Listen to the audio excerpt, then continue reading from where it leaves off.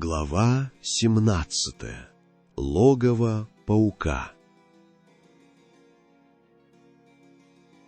Дом профессора Алистера Блэквуда в Кенсингтоне был воплощением холодной респектабельности и научного порядка. Высокие окна смотрели на ухоженный сад, где даже у роз, казалось, были идеально подстрижены шипы. Ватсона провели в кабинет. Огромное прохладное помещение, пахнущее старой бумагой, сушеными травами и чем-то неуловимо стерильным, как в анатомическом театре. Здесь не было беспорядка, свойственного кабинету самого Ватсона. Книги стояли на полках, как солдаты на параде, подтянутые и выверенные. На стенах висели детальные ботанические гравюры. В стеклянных колбах, залитые формальдегидом, застыли в вечности редкие орхидеи и хищные венерины-мухоловки. Это было святилище холодного, бесстрастного знания. Ватсону вдруг подумалось, что излишний порядок всегда скрывает беспорядок куда хуже, чем пыль. В стерильности часто прячется то, чего человек боится в себе увидеть. Профессор Блэквуд сидел за массивным столом из темного дуба, просматривая какие-то бумаги через пенсне. Он поднял голову, и на его лице отразилось идеально сыгранное сочетание удивления и дружеского радушия. «Джон, какой сюрприз! Проходи, дорогой мой. Чем обязан столь внезапному визиту?» — спросил Блэквуд, широко улыбаясь. Ватсон сел в предложенное ему кожаное кресло, поставив рядом свой медицинский саквояж. «Прости за вторжение, Алистер. Я должен был прийти. Я получил письмо от Лизи». Начал он, стараясь, чтобы его голос звучал обеспокоенно, а не враждебно. Он ловил себя на том, что говорит полуправду человеку, которого больше не мог считать другом. И от этой мысли внутри что-то сжалось, как будто он предавал самого себя. «Чудесно! Надеюсь, девочка хорошо устроилась?» — воскликнул Блэквуд. «Не совсем. Текст, он меня встревожил.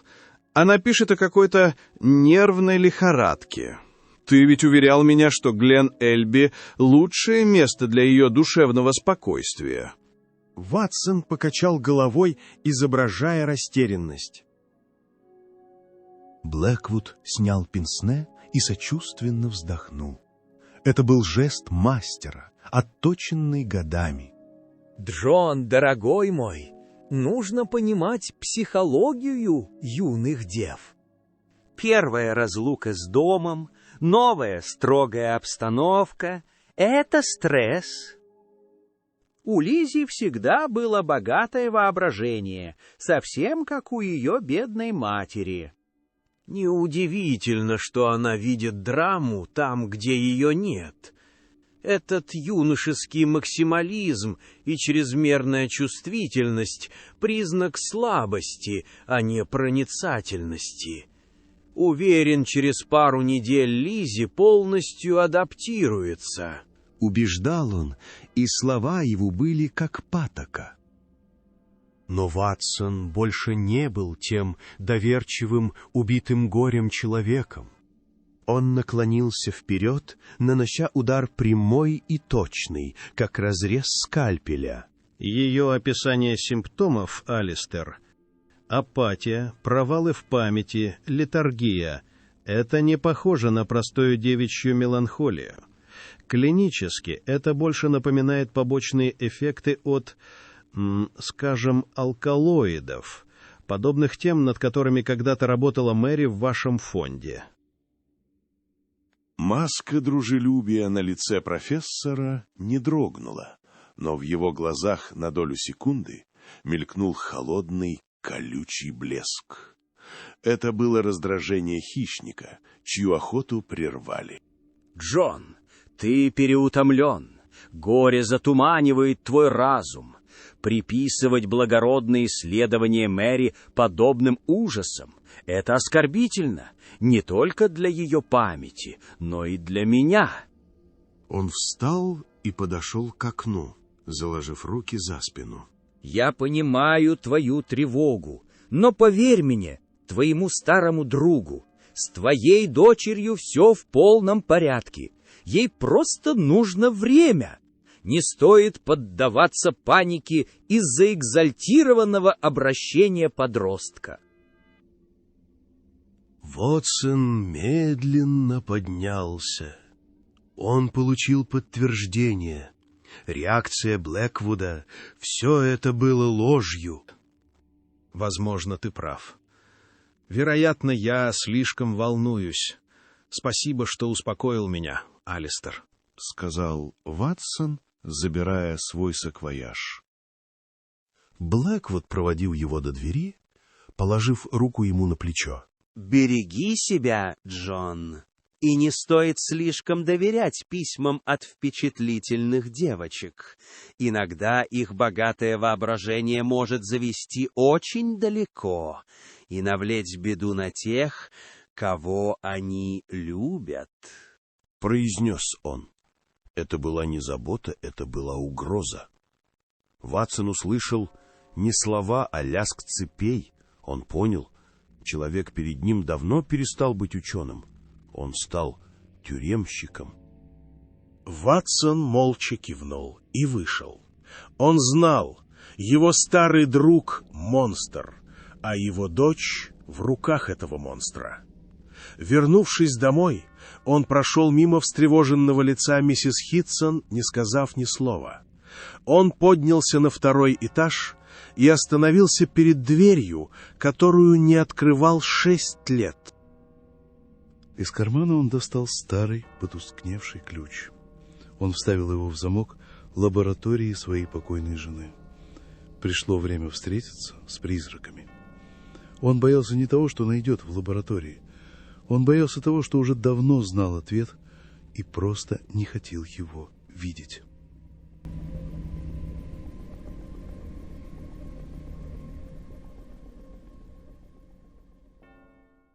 Глава 18. Лаборатория Мэри. Ключ вошел в замочную скважину с легким скрежетом, словно потревоженный дух. 6 лет. 6 лет эта дверь была заперта.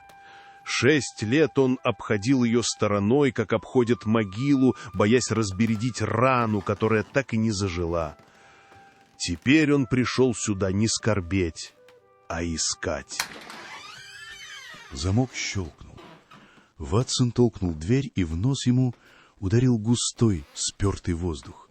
Сложный букет из запахов пыли, сушеных трав, озона от старых электрических приборов и чего-то неуловимо личного, сладковатого, как аромат духов Мэри, въевшийся в саму древесину.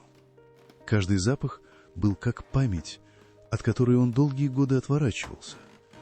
Но теперь запахи стали уликами, и он не имел права закрывать на них глаза. Лаборатория была нетронутой.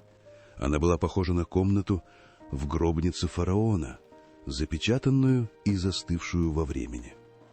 На массивном дубовом столе аккуратными стопками лежали научные журналы, накрытые тонким слоем серой пыли.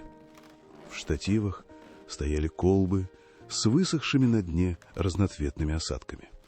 На стенах висели гербарии редких растений, каждая с аккуратной латинской подписью, выведенной изящным почерком Мэри. Это было ее царство. Царство порядка, науки и тишины. Ватсон медленно прошел внутрь. Он коснулся пальцами ее рабочего стула. На спинке висел ее лабораторный халат, сложенный так, будто она собиралась надеть его завтра утром. Сердце сжалось от приступа острой, непрошенной нежности. Он заставил себя сосредоточиться. Он пришел сюда не за воспоминаниями, он пришел за правдой. Он начал методично, как при вскрытии, осматривать ее записи. Час за часом он перебирал папки, исписанные ее рукой.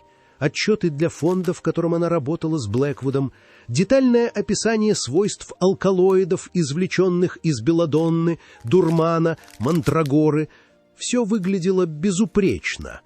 Благородная научная цель — создание нового эффективного седативного средства.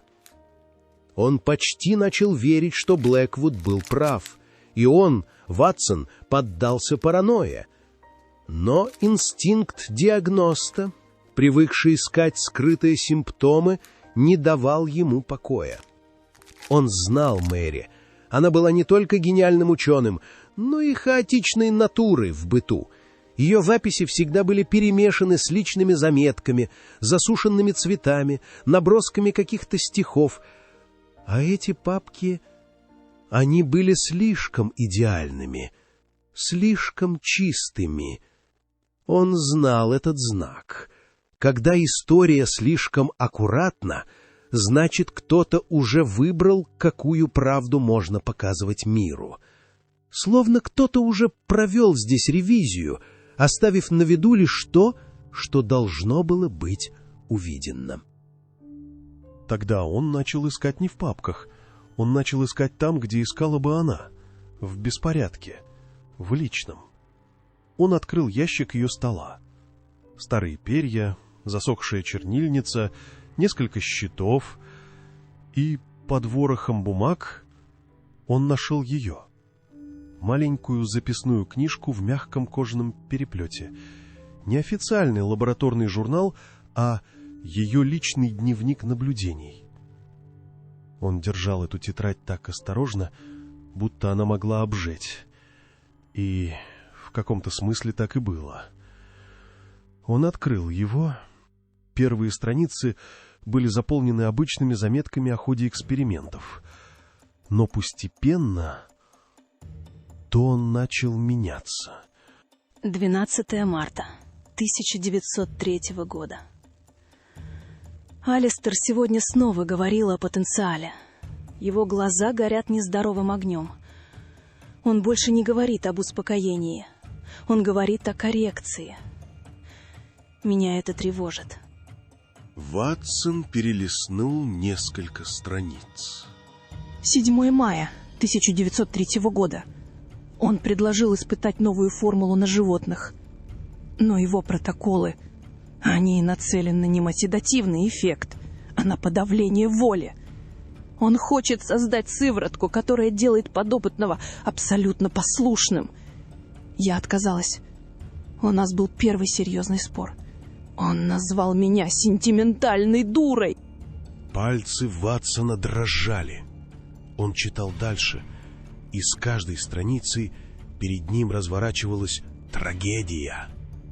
18 сентября 1903 года. Я узнала, куда уходят образцы, от которых я отказалась. Шотландия. У фонда там есть старый замок, Глен Элби. Официально приют для трудных сирот.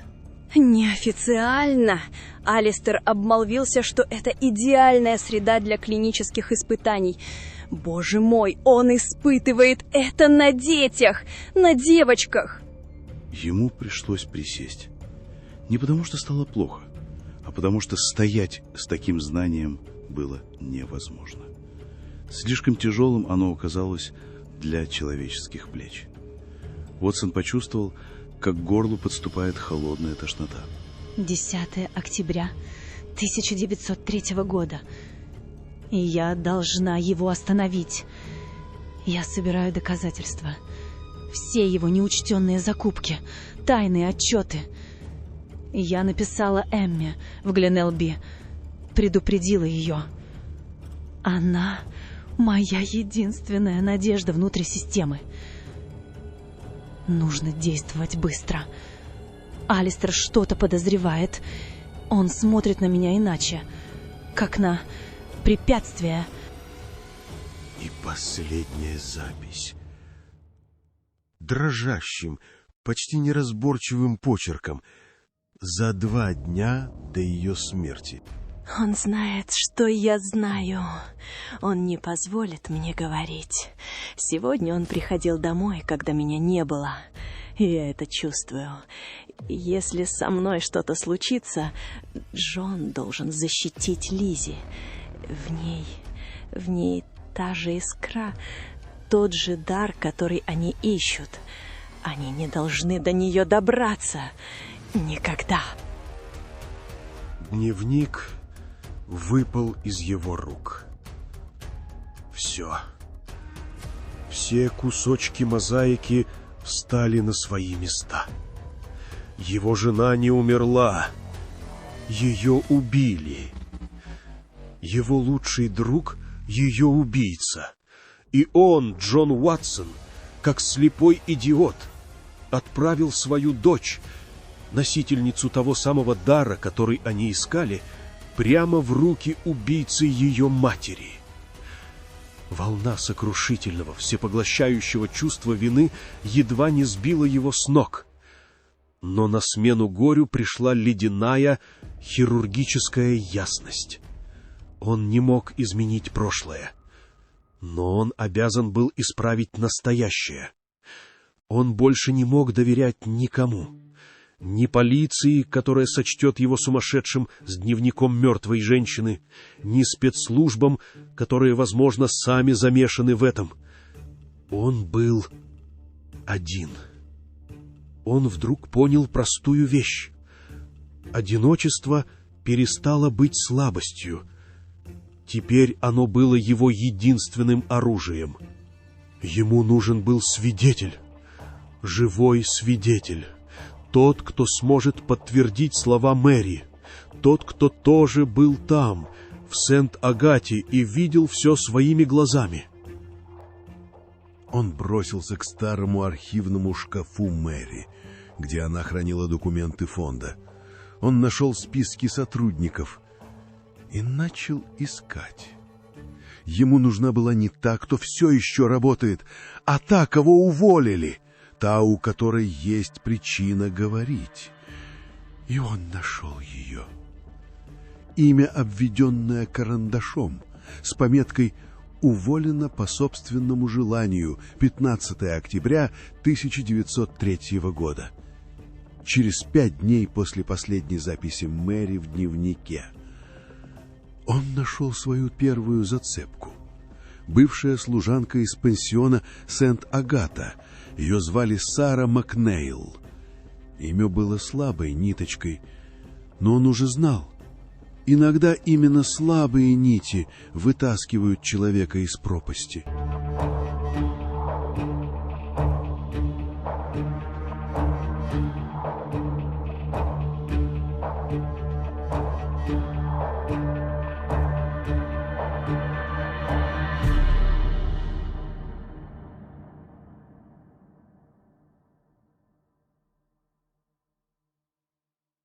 Глава 19.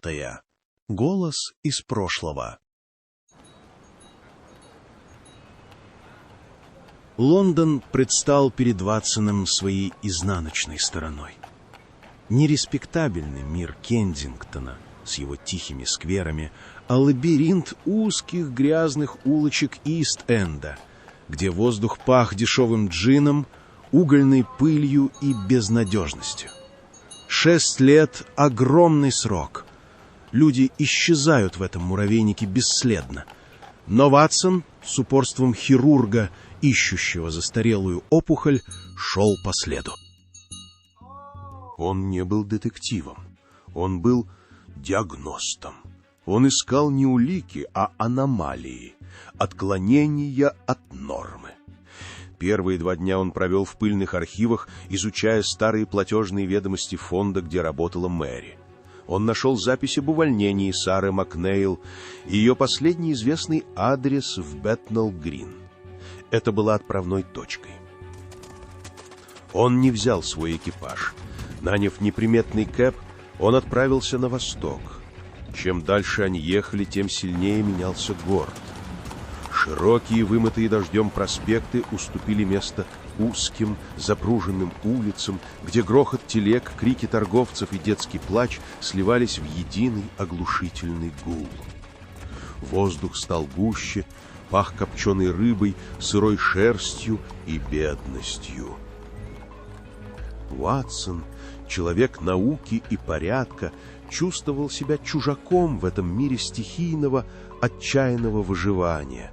Он смотрел на изможденные лица прохожих и с ледяной ясностью понимал, именно отсюда, из этой серой, забытой Богом части Лондона, Блэквуд и его сообщники черпали свой материал. Девочки, у которых не было никого, кто стал бы их искать.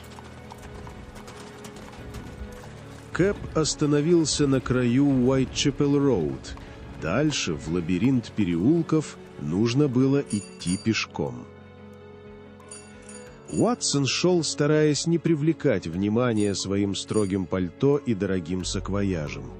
Он видел детей, играющих в канаве с дохлой крысой, видел женщин с красными, потрескавшимися от стирки руками, развешивающих белье на веревках.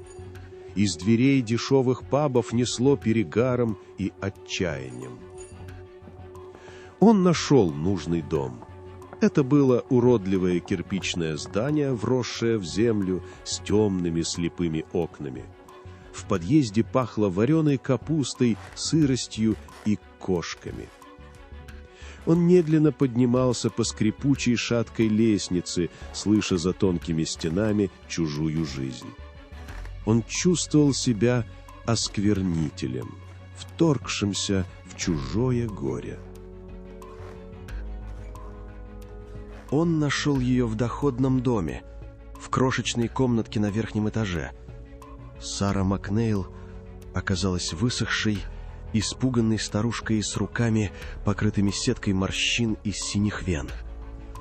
Когда она увидела Ватсона на пороге, в ее выцветших глазах мелькнул первобытный ужас. «Уходите! Я ничего не знаю! Я ничего не скажу!» — закричала Сара, пытаясь захлопнуть дверь. «Миссис Макнейл, пожалуйста, я не из полиции. Я пришел поговорить о моей жене Мэри Уотсон», — тихо произнес Ватсон, придержав дверь. Имя подействовало. Страх в ее глазах не исчез, но к нему примешалось что-то еще. Тень старой болезненной памяти. Она впустила его. Комната была бедной, но чистой. Пахло дешевым мылом и цикорием. Ватсон сел на единственный стул. «Я знаю, вы работали вместе с ней в пансионе Сент-Агата», — начал Ватсон. «Ваша жена, миссис Уотсон, она была доброй леди. Единственная, кто говорил с нами, со служанками, как с людьми. И с девочками тоже. Особенно с сиротками», — прошептала старушка, нервно теребя край шали. «Расскажите мне о сиротках», — мягко попросил Уотсон. Женщина вздрогнула и отшатнулась, словно он дотронулся до открытой раны. «Нет, не могу. Мне велели молчать. Они найдут меня. Они везде. Я простая женщина, сэр. Я хочу лишь дожить свой век в покое», — прошептала она, ее глаза бегали по комнате в поисках спасения. «Я понимаю ваш страх, и я не прошу вас рисковать ради меня. Я прошу вас сделать это ради Мэри. Она доверяла вам. Я нашел ее дневник. Она писала о вас, писала, что Сара — единственная, у кого доброе сердце в этом холодном месте». Голос Ватсона стал почти интимным, как у врача у постели больного. «Они не остановились, миссис Макнейл. Все, чего так боялась Мэри, происходит снова. Моя дочь Лиззи сейчас находится в той самой школе в Шотландии. Блэквуд обманом заманил ее туда», — добавил он с отчаянием отца. Сара Макнейл вскинула на него глаза. В них больше не было страха. был ужас осознания. Дочь миссис Мэри? Но как же так? Она ведь знала. Она пыталась. Да, и теперь ее дочь там, одна. Я прошу вас, помогите мне спасти ее. Ваш голос, ваше свидетельство — это может быть ее единственный шанс. — сказал Ватсон. Это был решающий удар. И она рассказала. Ее рассказ лился медленно, прерываясь. Она рассказала, что Сент-Агата был сортировочным пунктом. Девочек из хороших семей обучали, а сирот — неудобных. Их готовили к чему-то другому. Раз в несколько месяцев приезжал профессор Блэквуд. Он осматривал девочек не как врач, а как покупатель на рынке. Выбирал. И тех, кого он выбирал, увозили ночью. Говорили, в специальную школу в Шотландии. Продолжила Сара. Вы видели, как их увозили? Спросил Ватсон, чувствуя, как холодеет внутри. Видела и слышала. Иногда из западного крыла, где их держали перед отправкой, доносились крики. Ответила она. Ваша жена, она начала задавать вопросы, а потом она умерла. А меня и еще одну горничную, Элис, которая работала в том крыле, тут же уволили. Дали денег и велели молчать. Я боялась, Сэш. Всю жизнь боялась. Заплакала старушка тихо, по-стариковски. Вотсон достал из кармана дневник Мэри. Он раскрыл его на последней странице и протянул Саре. «Это ее почерк?» — спросил Ватсон. Да, это она. Он знает, что я знаю. Так и было. Он знал, и он ее не простил. Кивнула она, читая вслух. Ватсон закрыл дневник. «Миссис Макнейл, мне нужно найти Элис. Вы знаете, где она?» «Не знаю, сэр. Она уехала из Лондона. Говорила, что хочет спрятаться подальше, в деревне, у сестры. Кажется, в графстве Кент. Фамилия у сестры была по мужу Тернер. Да, точно, Тернер». Ватсон встал. Он оставил на столе несколько банкнот. Это на переезд. Найдите другое место. Они не должны вас найти. Я обещаю, я сделаю все, чтобы правосудие свершилось, — сказал Уватсон. Он вышел из дома. Он получил подтверждение масштаба зла и новое имя — Элис Тернер из Кента. Еще одна нить, еще один голос из прошлого.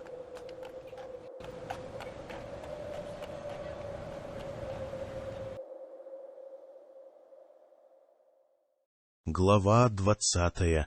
Тишина перед бурей. Утро после отправки письма было пропитано ядом.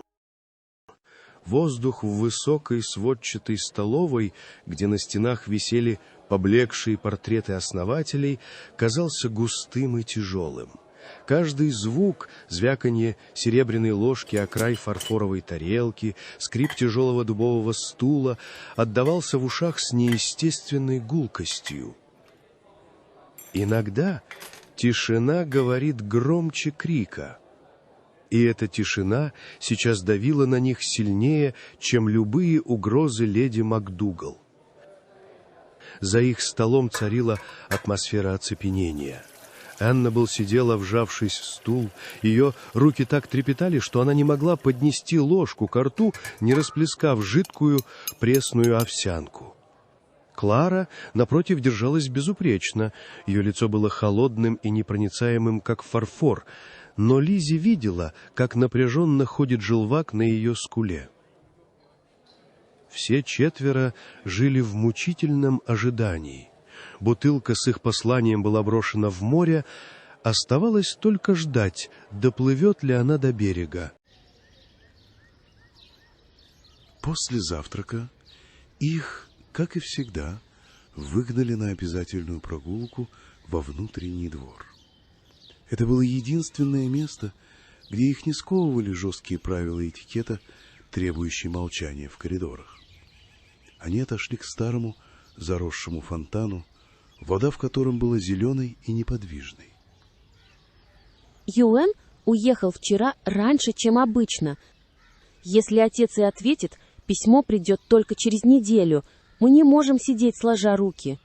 Сообщила Фиона шепотом, с мальчишеской ловкостью, запуская плоский камешек по воде. Нам нужно найти те записи, о которых говорила Роуз в дневнике, в архиве. Мы не знаем, насколько важен дар, который они ищут. Но если это то, что связывало мою мать и Роуз, это ключ к пониманию. Тихо сказала Лиззи, глядя на чугунные решетки на окнах первого этажа. Архив? Это безумие. Дверь заперта. Возразила Клара, поправляя идеально накрахмаленный воротничок. У Хендерсона больная нога. Он всегда начинает патрулирование с южного крыла. А библиотека в северном. И я знаю, что ключ в кабинете мисс Макферсон. Неожиданно вставила Фиона. Это все равно слишком опасно. Я не смогу. Я слишком испугана. Промямлила Аннабель, почти плача. Наступила пауза. Лиззи видела, Аннабелл не трусила. Она просто больше остальных умела чувствовать. Именно в этот момент к главным воротам замка подъехал экипаж. Из него вышла новая воспитанница, девочка лет 13, с испуганными, но гордыми глазами. Лиззи смотрела на нее и вдруг увидела саму себя. Они видели, как леди МакДугал окинула ее жадным, изучающим взором. А позже, когда они возвращались в корпус по коридору, мимо них прошли леди МакДугал и мисс Грин. Идеальный образец, чистая кровь, никаких примесей. Донесся до них голос директрисы. Ее воля сильна, понадобится предварительная подготовка. Новая партия сыворотки прибывает завтра. Мы можем начать адаптацию в конце недели. Ответила мисс Грин. Лиззи почувствовала, как ледяная рука сжала ее сердце. Свежий материал. У них больше не было времени. Ждать неделю значит обречь и новенькую, и, возможно, их самих. Той ночью в их холодной спальне тревога достигла предела. «Мы должны сделать это сегодня», — сказала Клара шепотом, поправляя тонкое шерстяное одеяло. Ее голос прозвучал в темноте, как щелчок затвора. Я не могу. Я вас выдам. Я закричу. Снова заныла Аннабель. Тихо. Мы не будем ссориться. Мы сделаем это вместе. Каждый сделает то, что может. Властно прошептала Лиззи. Она села на кровать и посмотрела на подруг в лунном свете. После пододвинула плетеный стул к окну. Аннабель, ты не пойдешь с нами. Твоя задача самая важная. Ты наши глаза. Отсюда виден весь двор. Если увидишь свет фонаря, это Хендерсон. 1 стук в стекло — опасность. 2 нам нужно немедленно уходить. Справишься? Спросила Лиззи. Аннабель посмотрела на решительные лица подруг и неуверенно кивнула. Ей дали задачу, которая учитывала ее страх. Я пойду за ключом. Если меня встретят, я скажу, что забыла книгу. Мои манеры — лучшая маскировка, сказала Клара. А я устрою такой грохот в прачечной, что Хендерсон решит, будто на замок напали турки. Ухмыльнулась Фиона. А я иду в архив. Закончила Ливзи. В этот момент она впервые поняла, что такое быть лидером. Это значит быть готовым нести вину за всех. Они посмотрели друг на друга. 4 напуганные девочки против целой системы. Замысел был отчаянным, но в глазах каждой из них горел маленький упрямый огонек. В полночь, когда замок уснет, они снова отправятся в самое сердце лабиринта. На этот раз они будут искать не просто улики. Они будут искать оружие.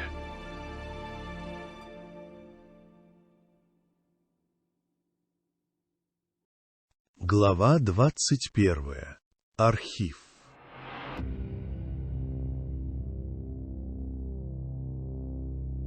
Полночь. Замок Глен-Элгби замер, превратившись в лабиринт из холодных сквозняков и затаившихся звуков.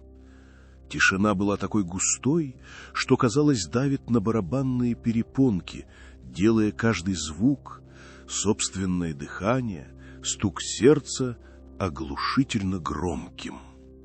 В спальне девочек царил полумрак, освещаемый лишь холодным, безразличным светом луны, пробивающимся сквозь высокое окно. 4 тени бесшумно одевались в темноте. «Пора!» — прошептала Клара, и ее шепот прозвучал, как треск сухого листа. Аннабель, уже одетая, сидела на своей кровати, обхватив колени. Ее била мелкая нервная дрожь. Лиззи подошла и молча сжала ее ледяную руку. «Мы вернемся», — сказала Лиззи. Это была не констатация факта, а клятва. Ей было страшно не умереть, а быть забытой. Она думала, что если она исчезнет в этих стенах, и ни один человек на земле не вспомнит ее имени, это будет хуже любого конца. Они выскользнули из комнаты. Коридоры ночью были другими. Они превратились в бесконечный гулкий лабиринт, где за каждым углом, в каждой глубокой тени от каменных выступов, казалось, притаилась опасность. Луна, спрятавшись за тучи, лишь изредка пробивалась сквозь окна, рисуя на полу призрачные, вытянутые прямоугольники. Пересекая один из таких лучей, Лиззи увидела свою узкую тень. У нее возникло ощущение, будто тень идет впереди и зовет ее, как будто ее собственная судьба чуть впереди шагает. Они пересекали эти полосы света быстрыми, бесшумными перебежками. Лиззи чувствовала холод каменных плит босыми ногами. Они разделились у большой лестницы. Фиона, с кошачьей грацией растворившись во тьме, направилась в южное крыло. Ее мальчишеская любовь к авантюрам боролась со страхом, и от этой борьбы ее глаза в темноте горели лихорадочным огнем. Аннабель замерла у окна в их коридоре, превратившись в испуганного, но верного часового. А Лиззи и Клара двинулись на север. Внезапно из южного крыла донесся отдаленный, но пронзительный грохот. Звук упавшего на каменный пол металлического подноса, усиленный гулким эхом. А за ним звон разбитого стекла. Фиона. Лиззи представила ее мальчишескую ухмылку в темноте и почти улыбнулась. Через несколько секунд они услышали торопливые, тяжелые шаги ночного сторожа, мистера Хендерсона, спешащего на шум. «У нас есть время», — прошептала Клара. Ее лицо было спокойным, но Лиззи видела бисер пота на ее висках. Кабинет мисс Макферсон был заперт. Клара достала из корсета тонкую металлическую спицу. В пансионе было скучно. Коротко пояснила она. Ее пальцы двигались ловко, но Лиззи видела, как дрожит ее рука. Ей было неприятно, что даже у Клары трясутся пальцы. Впервые она видит Клару не идеальной, а человеческой, и это почему-то придало ей сил. Замок не поддавался. Секунды растягивались в вечность. Скрип, щелчок, снова скрип. Наконец раздался тихий, маслянистый щелчок. Дверь поддалась. Внутри кабинета пахло мелом и страхом. Ключ висел на месте. Они схватили его и бросились к библиотеке. Дверь в архив была низкой, окованной железом. Ключ вошел в ржавый замок с трудом. Кларе пришлось навалиться на него всем телом. Скрежет металла показался Лизе оглушительным. Архив был маленькой душной комнатой без окон. Воздух был спертым, пах тленом, плесенью и забвением. Ищи списки поступления за последние 50 лет. Любые пометки о семейных особенностях. Скомандовала Клара шепотом. Время утекало. Руки Лиззи дрожали. Страницы крошились под пальцами. Имена, даты, имена. Ее интуиция, обостренная до предела, тянула ее к самому старому стеллажу. Она достала тяжелый том с пометкой «Приходские сироты 1870 по 1890 годы». Она открыла его и нашла список девочек, переведенных в Глен-Элби. И рядом с некоторыми именами руны, те самые. Ее палец скользил по именам и вдруг замер. Одна запись была длиннее других. Ей казалось, что буквы вибрируют, как если бы кто-то невидимый шептал ее имя. Морстон Мэри, возраст 12 лет, из приюта святого Иуды, проявляет выдающиеся интуитивные способности, схожие с материнской линией, высокий потенциал для развития эха, рекомендован особый надзор. Мэри Морстон, девичья фамилия ее матери. Мир качнулся. Ее мать. Она была здесь. Она была одной из них. Ее не просто интересовали эти эксперименты как ученого. Она сама была материалом. И ее дар... В этот самый момент до их слуха донесся тихий, но отчетливый стук по стеклу где-то в главном зале. Один раз. Сигнал Аннабель. «Уходим!» — прошептала Клара, схватив Лиззи за руку. Но Лиззи замерла. Ее взгляд был прикован к строчкам. Она не могла сдвинуться с места. «Изи!» Клара силой дернула ее. Лиззи, как во сне, приняла решение. Она не могла оставить это здесь. Ей казалось, что книга сопротивляется, ведь она вырывает не просто бумагу, а чью-то судьбу. Аккуратным, но быстрым движением она вырвала страницу из ветхой книги. Треск рвущейся бумаги прозвучал, как выстрел. Они выскользнули из архива. Когда Клара пыталась запереть дверь, ключ заклинило. «Он не поворачивается!» — вскрикнула она, и в ее голосе впервые прозвучала паника. «Бросай его!» — скомандовала Лиззи. Они бросились к выходу из библиотеки и услышали его. Медленные, тяжелые, шаркающие шаги мистера Хендерсона. Он возвращался, и он был гораздо ближе, чем они думали. Они нырнули за один из стеллажей, их сердца колотились в унисон. Шаги становились все громче. Вот он поравнялся с их рядом. Остановился. Лиззи зажала рот, боясь дышать. Она слышала его тяжелое астматическое дыхание. Секунда, 2, 3. Шаги возобновились и начали удаляться. Они дождались, пока все стихнет, и бросились к выходу.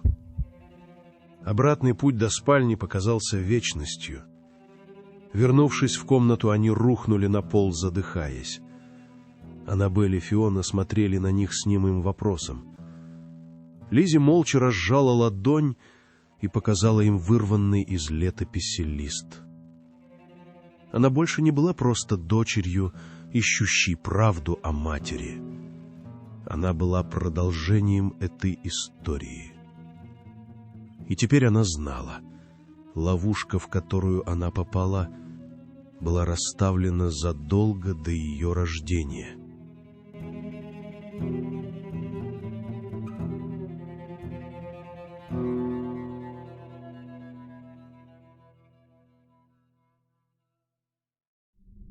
Глава 22. Красные чернила. Они сидели на холодном полу в своей спальне, сгрудившись вокруг одного единственного листа бумаги, освещенного тусклым, дрожащим светом свечи. Снаружи выл ветер, но в комнате стояла такая тишина, что, казалось, можно было услышать, как пыль оседает на старой половице. Вырванная страница из архивной летописи лежала в центре их круга, и слова, выведенные на ней, были не просто текстом. Это был приговор, написанный невидимыми красными чернилами. Морстон Мэри проявляет выдающиеся интуитивные способности, схожие с материнской линией, высокий потенциал для развития эха. Они не просто экспериментировали.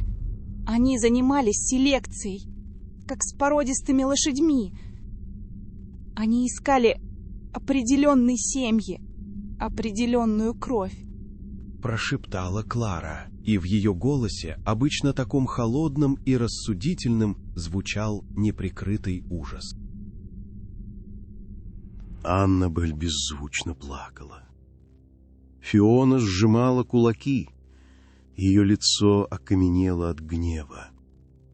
Но Лиззи не чувствовала ничего. Внутри нее образовалась звенящая ледяная пустота. Ее мать, ее прекрасная, гениальная, трагически погибшая мать была не просто ученым, опередившим свое время. Она была образцом, экземпляром, первоисточником того самого дара, который эти чудовища пытались извлечь и поставить себе на службу. Самый страшный вопрос когтями впился ей в мозг. Что если она, Лиззи, унаследовала не только ее зеленые глаза, но и этот высокий потенциал? Что если она, следующая в их списке, не потому, что она дочь своей матери, а потому, что она носитель? Она встала и подошла к окну. Она смотрела на свое отражение в темном стекле, но видела не себя, а призрак незнакомой женщины.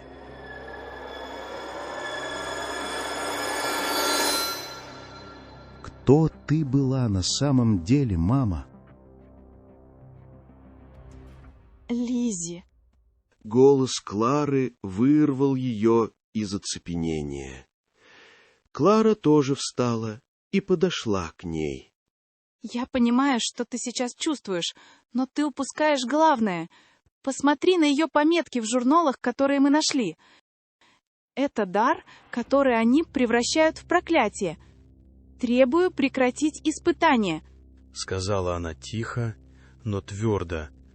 Она знала, что в ней что-то есть, и она видела, во что они это превращают. Она не была их соучастницей. Она была их первым врагом. И она боролась. Продолжила Клара. И проиграла. Глухо ответила Лиззи. Она не проиграла. Она оставила следы. Письма, записи, этот ключ. Она оставила оружие для того, кто придет за ней. Для тебя. Вмешалась Фиона, вскочив на ноги.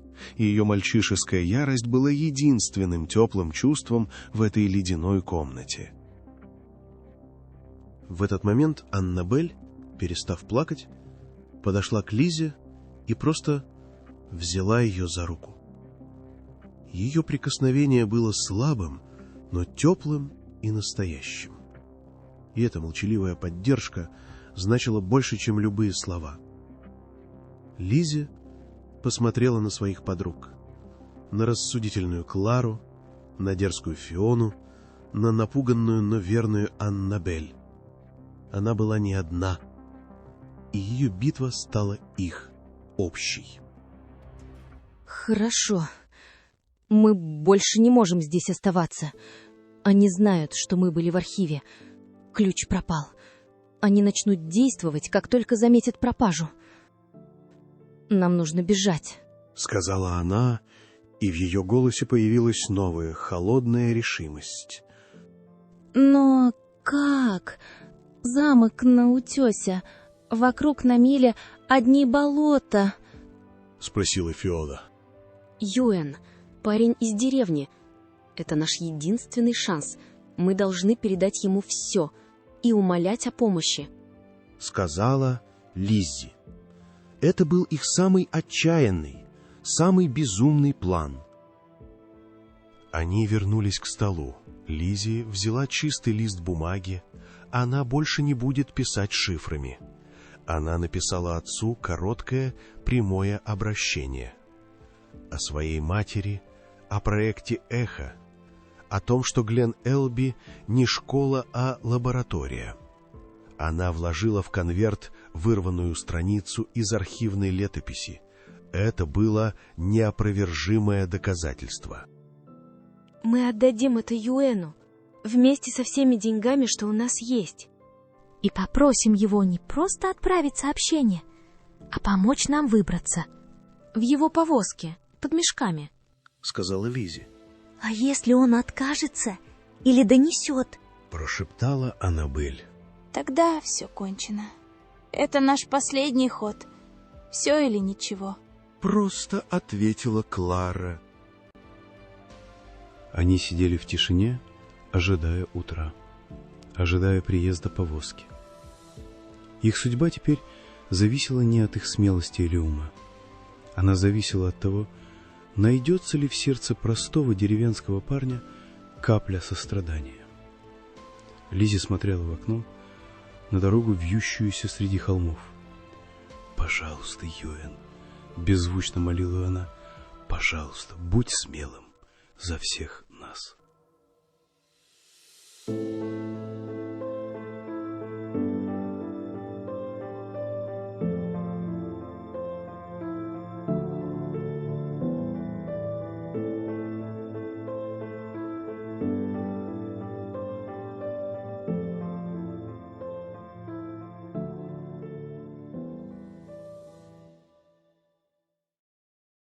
Глава 23. Кентские яблоки.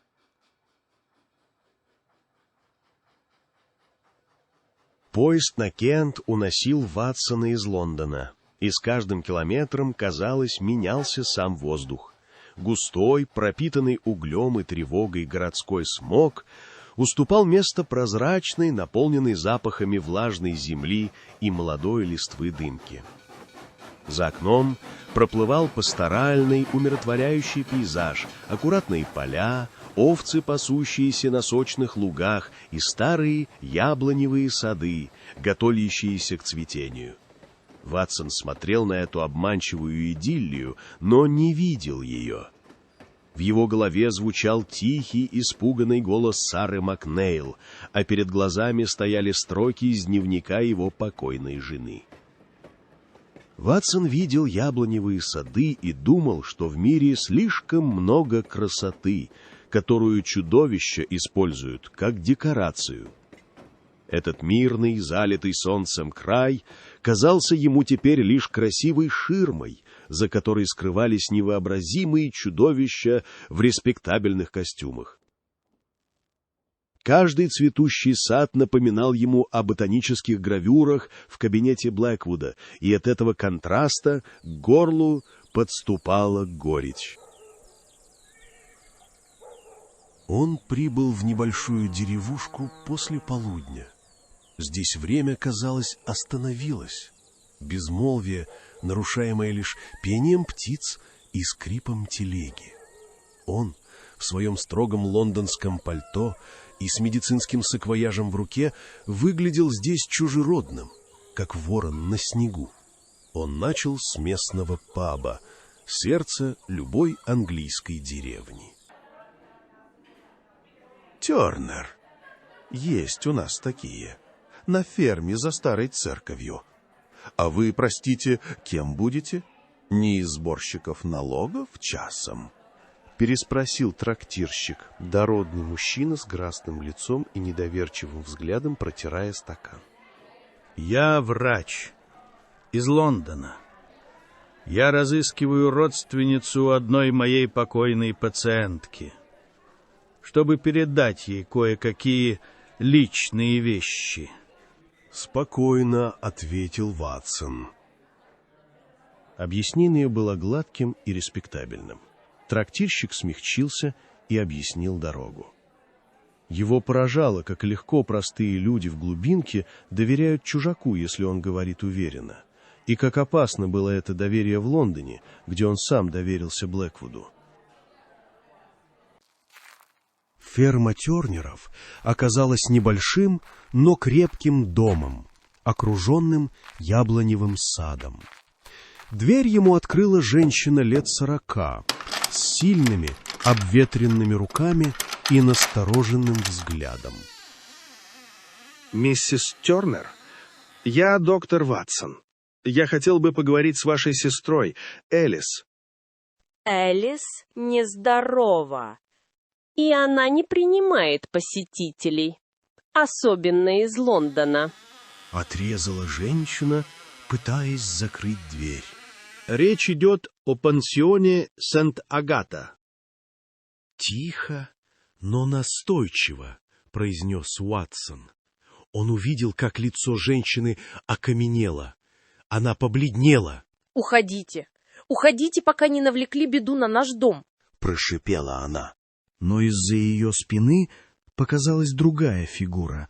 Женщина моложе Сары Макнейл, но выглядевшая гораздо старше своих лет, с глубокими тенями под глазами и застывшим на лице выражением вечного страха. Это была Элис. «Пусти его, Мэри, он все равно не уйдет», — сказала она глухим голосом. Они сидели на кухне, пахнущей печеными яблоками и мятой. Элис долго молчала. Ее руки скручивали край передника. «Я не буду говорить. Они велели молчать». «Я расследую смерть моей жены. Я считаю, что ее убили. Ее смерть связана с пансионом. И я думаю, вы знаете почему», — сказал Уотсон. Он говорил не как следователь, он говорил как человек, переживший ту же боль и тот же страх. Уотсон заметил, что у нее дрожат губы, так же, как у солдат, которые согласятся сказать правду, но знают, что за это придется платить. Элис подняла на него глаза. «Они забрали мою дочь. Она сейчас в той самой школе, в Шотландии». Ваше молчание их не остановит. Оно лишь позволит им забрать кого-то еще», — добавил он. Это был удар. Элис вздрогнула, словно ее ударили. Она посмотрела на свою сестру, на спящего в люльке младенца, и ее защита рухнула. «Западное крыло», — прошептала она, и слова пылились из нее прерывистым, сбивчивым потоком. «Я там убирала. Это было не похоже на остальной пансион. Двери были обиты войлоком, окна с решетками. Иногда оттуда доносились странные запахи, сладковатые и тошнотворные. И звуки, не крики, нет, а тихое, монотонное пение». Она рассказала, как видела девочек, которых приводили туда. Веселых, живых, а через несколько дней их выводили, и они были другими. Пустыми, словно из них все вынули. Они смотрели сквозь тебя и ничего не видели, двигались как куклы, а потом их увозили. Профессор Блэквуд всегда приезжал сам. Прошептала Элис. Ее глаза были полны ужаса. Она замолчала, ее руки дрожали. Была одна девочка, Кэти, из приюта Святого Иуды. Тихая, рисовала хорошо. Птичек все время. Перед тем, как ее забрали в то крыло, она подбежала ко мне. Она плакала и сунула мне в руку вот это. Элис подошла к старому комоду и достала из шкатулки маленький, потемневший от времени предмет.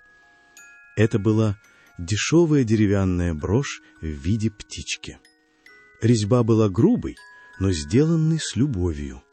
Она сказала: «Если я не вернусь, передайте это моей маме, пожалуйста». А потом ее увели.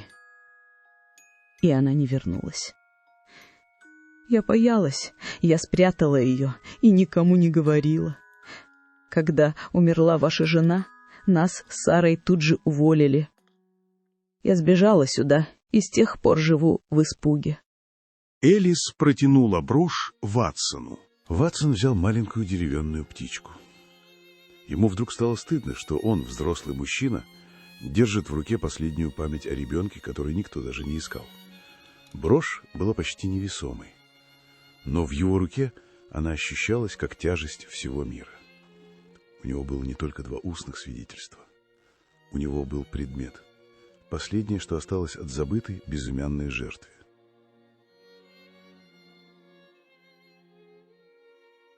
Он возвращался в Лондон, когда солнце уже садилось, окрашивая небо в кровавые тона.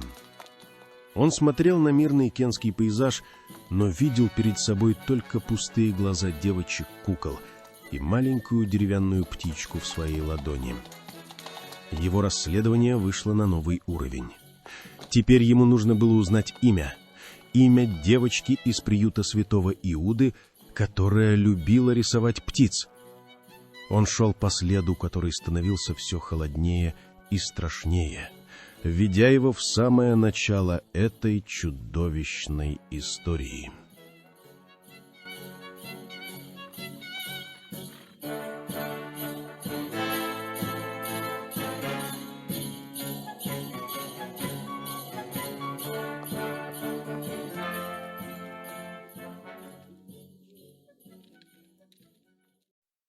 Глава 24. Дни ожидания.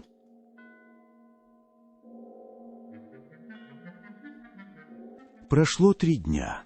72 часа, которые растянулись в вечность. Для Лизи и ее подруг время перестало быть последовательностью рассветов и закатов. Оно превратилось в густую, вязкую субстанцию, наполненную страхом. Они начали бояться не ночи, а утра, дня, когда могут узнать, что их план провалился. Каждый звон старинного колокола, каждый скрип половицы в коридоре, каждый строгий взгляд наставницы — все это было потенциальным сигналом того, что письмо перехвачено, что сейчас за ними придут. Они продолжали играть свои роли, и с каждым днем это требовало все большего актерского мастерства. На уроках они прилежно конспектировали лекции, но мысли их были далеко, в Лондоне, рядом с отцом Лизи. Они жили в двух реальностях. Внешней, где нужно было правильно держать серебряную вилку и вовремя делать реверанс, и внутренней, где они были заговорщицами, ожидающими приговора. На одном из уроков домоводства их учили пользоваться гофрировочными щипцами, тяжелым металлическим инструментом. Его нагревали на специальной спиртовке, а затем с его помощью придавали кружевам и манжетам модную в то время волнистую форму. «Аккуратнее, мисс Ли!» — резко крикнула наставница, когда Аннабель, чьи руки дрожали, едва не обожглась раскаленный металл. «Вы испортите дорогое брабанское кружево!» Аннабель отдернула руку, ее глаза наполнились слезами. Лизи видела, что дело не в кружеве. Аннабель была на грани срыва. Ночью она просыпалась от кошмаров. Ей снилось, что за ней гонятся люди в масках. Мир взрослых женщин, учивших их красивой жизни, казался сейчас жестоким и нелепым, как будто кружево было важнее живого человека. Их хрупкий союз трещал по швам под давлением этого бесконечного ожидания. Напряжение нарастало. Они заметили, что за ними стали следить. Не открыто, а из-под тишка. Одна из старших воспитанниц из особой группы, девушка с пустыми безжизненными глазами, теперь постоянно оказывалась рядом с ними, в столовой, в саду, в коридоре. Она не заговаривала, не смотрела прямо на них, она просто была рядом, как тень, как тюремщик. Они что-то подозревают. Или это просто проверка? Пытается нас спровоцировать. Прошептала Клара, когда они в очередной раз увидели эту девушку, стоящую в дальнем конце коридора. Ее пустые глаза были страшнее охранника. Охранник хотя бы знает, что он охранник, а эта девочка уже нет.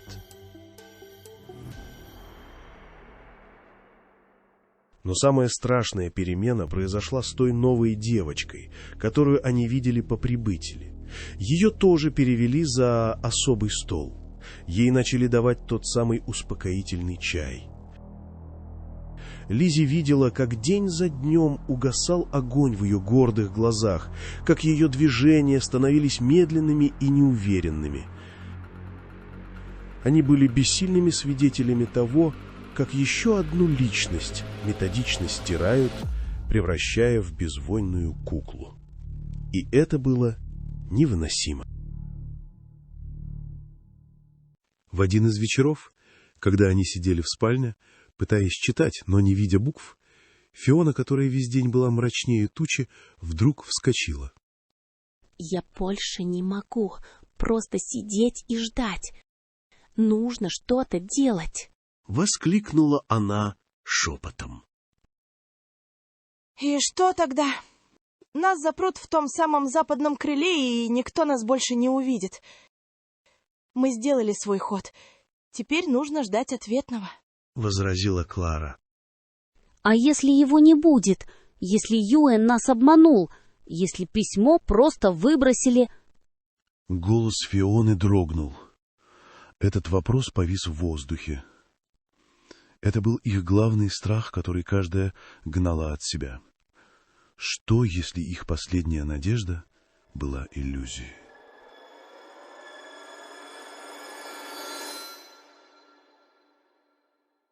На следующий день приехала повозка Ювена. Девочки под предлогом помощи в саду смогли оказаться у заднего двора. Их сердца колотились. Они ждали знака, хоть какого-нибудь, улыбки, кивка, чего угодно. Но Юэн был другим. Он не смотрел в их сторону. Его лицо было хмурым и замкнутым. Он быстро разгрузил мешки, перекинулся парой эюшских слов с кухаркой и, хлестнув лошадей, уехал. Надежда рухнула. Он боится. Или его поймали, и он все рассказал. Прошептала Аннабель, ее губы дрожали.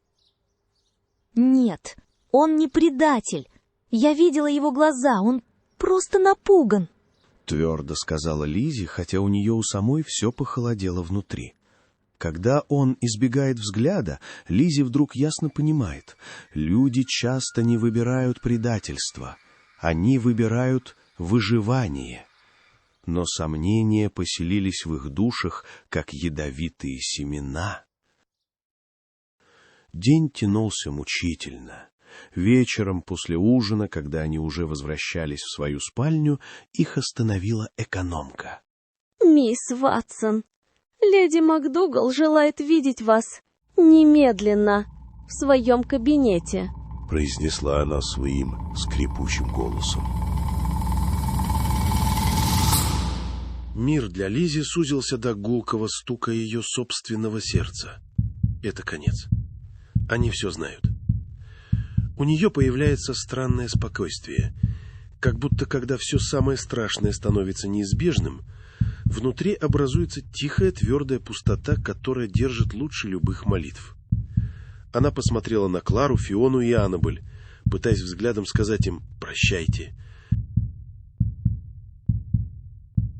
Она шла по длинному гулкому коридору, и каждый ее шаг отдавался эхом, как шаги приговоренного к казни. Она думала не о себе. Она думала о том, успело ли дойти письмо, успел ли отец понять. Она шла на свой личный эшафот, и единственной ее надеждой было то, что ее жертва не будет напрасной.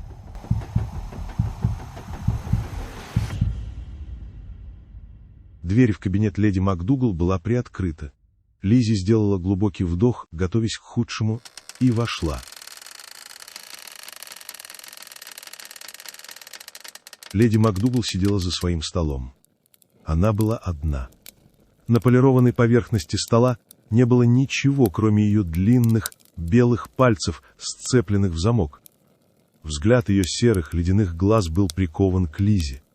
В комнате было так тихо, что Лизи слышала, как потрескивает фитиль в керосиновой лампе. «Садитесь, мисс Уотсон. Я думаю, нам пора поговорить.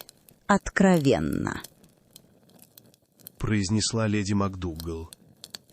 Ее голос был спокоен, но этот покой был страшнее любого крика.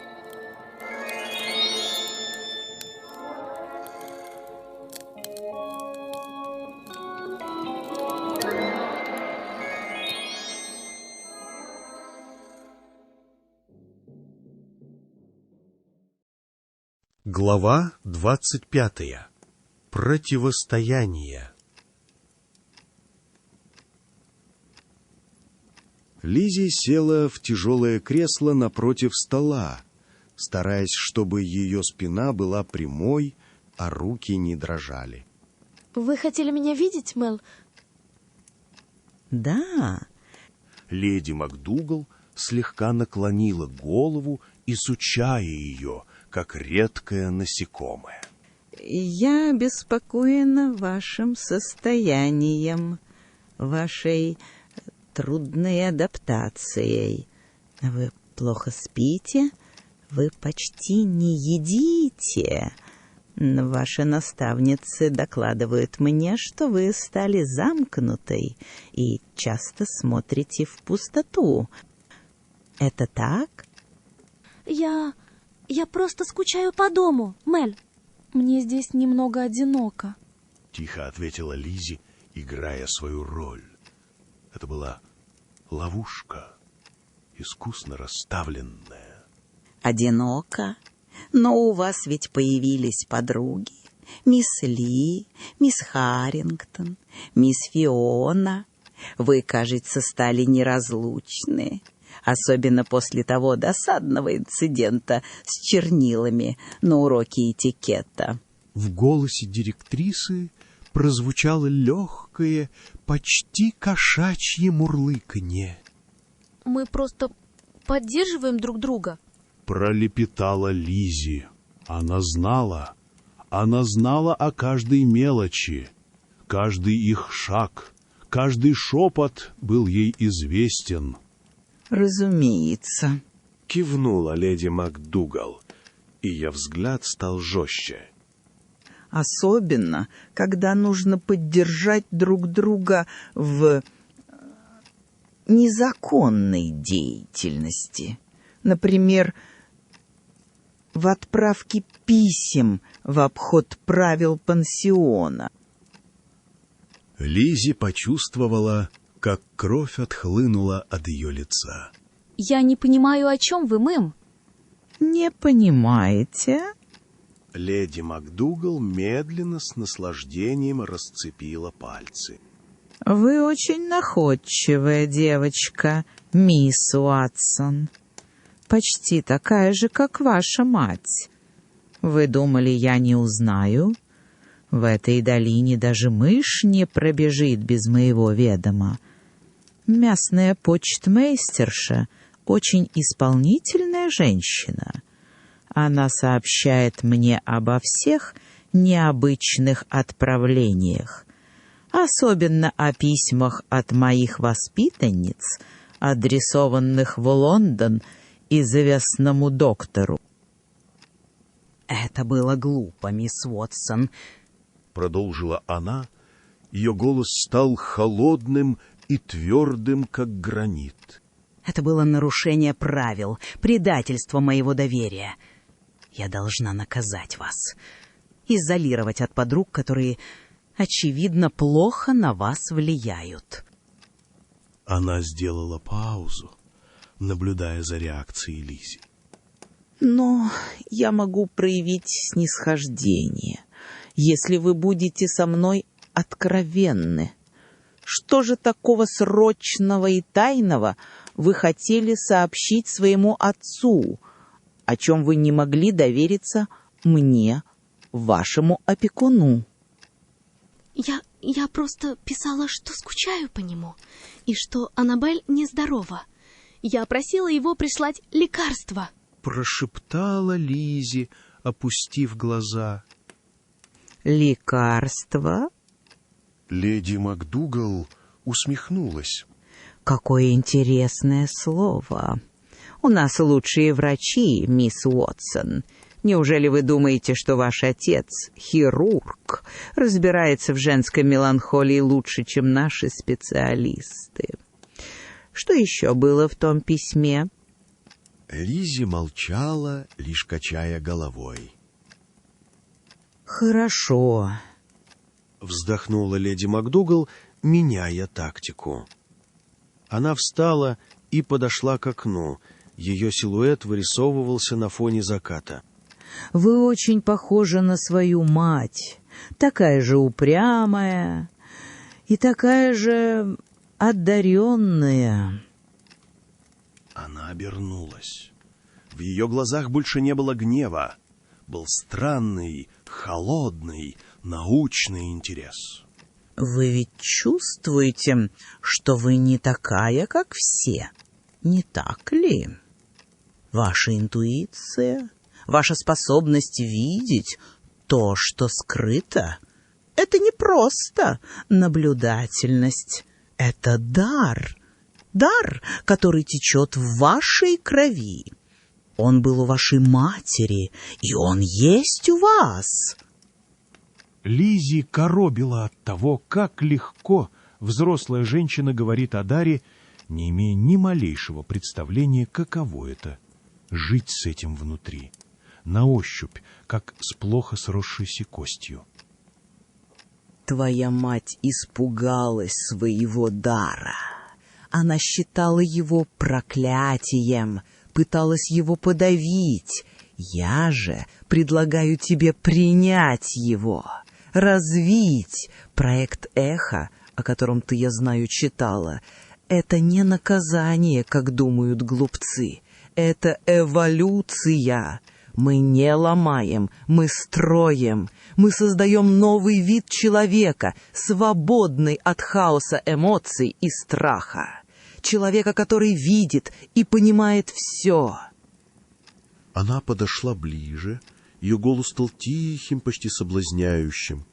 Присоединяйся ко мне, Лизи. Помоги мне. Расскажи, что ты написала отцу. Докажи свою лояльность, и я открою тебе такие тайны, о которых твоя мать смогла только мечтать.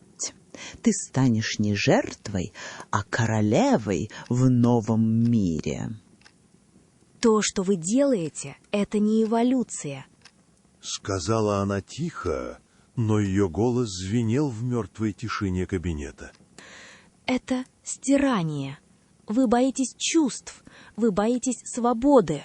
Вы не строите новый мир, вы строите тюрьму. Леди МакДугал смотрела на нее долго, не мигая. Затем ее лицо снова стало непроницаемой маской. Какое разочарование! Значит, ты выбрала путь своей матери, путь страха и сентиментальности. Что ж, очень жаль, произнесла она без всяких эмоций. Она вернулась за стол и нажала на маленький серебряный звоночек. Его тонкий хрустальный звон прозвучал как похоронный колокол. Раз вы не хотите принять свой дар добровольно, мисс Уотсон, сказала она, когда в кабинет вошли двое крепких мужчин из охраны. Мы научим вас этому принудительно. Отведите ее в западное крыло. Подготовьте к начальному этапу адаптации. Лизи не кричала. Она не сопротивлялась. Она лишь бросила на леди МакДугал последний, полный холодной ненависти и презрения взгляд. Она проиграла эту партию, но не проиграла войну. Тяжелые руки охранников легли ей на плечи. Дверь кабинета за ней закрылась, отрезая ее от мира. Лизи вспоминала, как отец учил ее делать первый шов на ткани. Она вспоминала его руки, и ей кажется, что если она выживет, то только потому, что эти руки когда-то держали ее крепко. Ее ждало то самое место, откуда не возвращались прежними. Ее личное подземелье.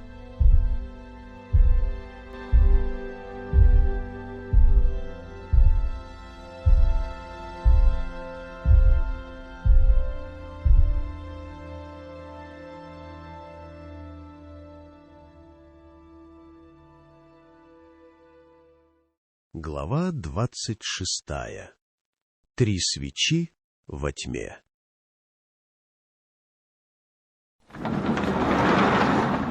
Тяжелая дубовая дверь кабинета леди МакДугал закрылась с глухим, окончательным стуком.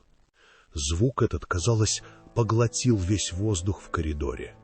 Клара, Фиона и Аннабелл остались стоять в полумраке, оглушенные молчанием, которое было страшнее любого крика.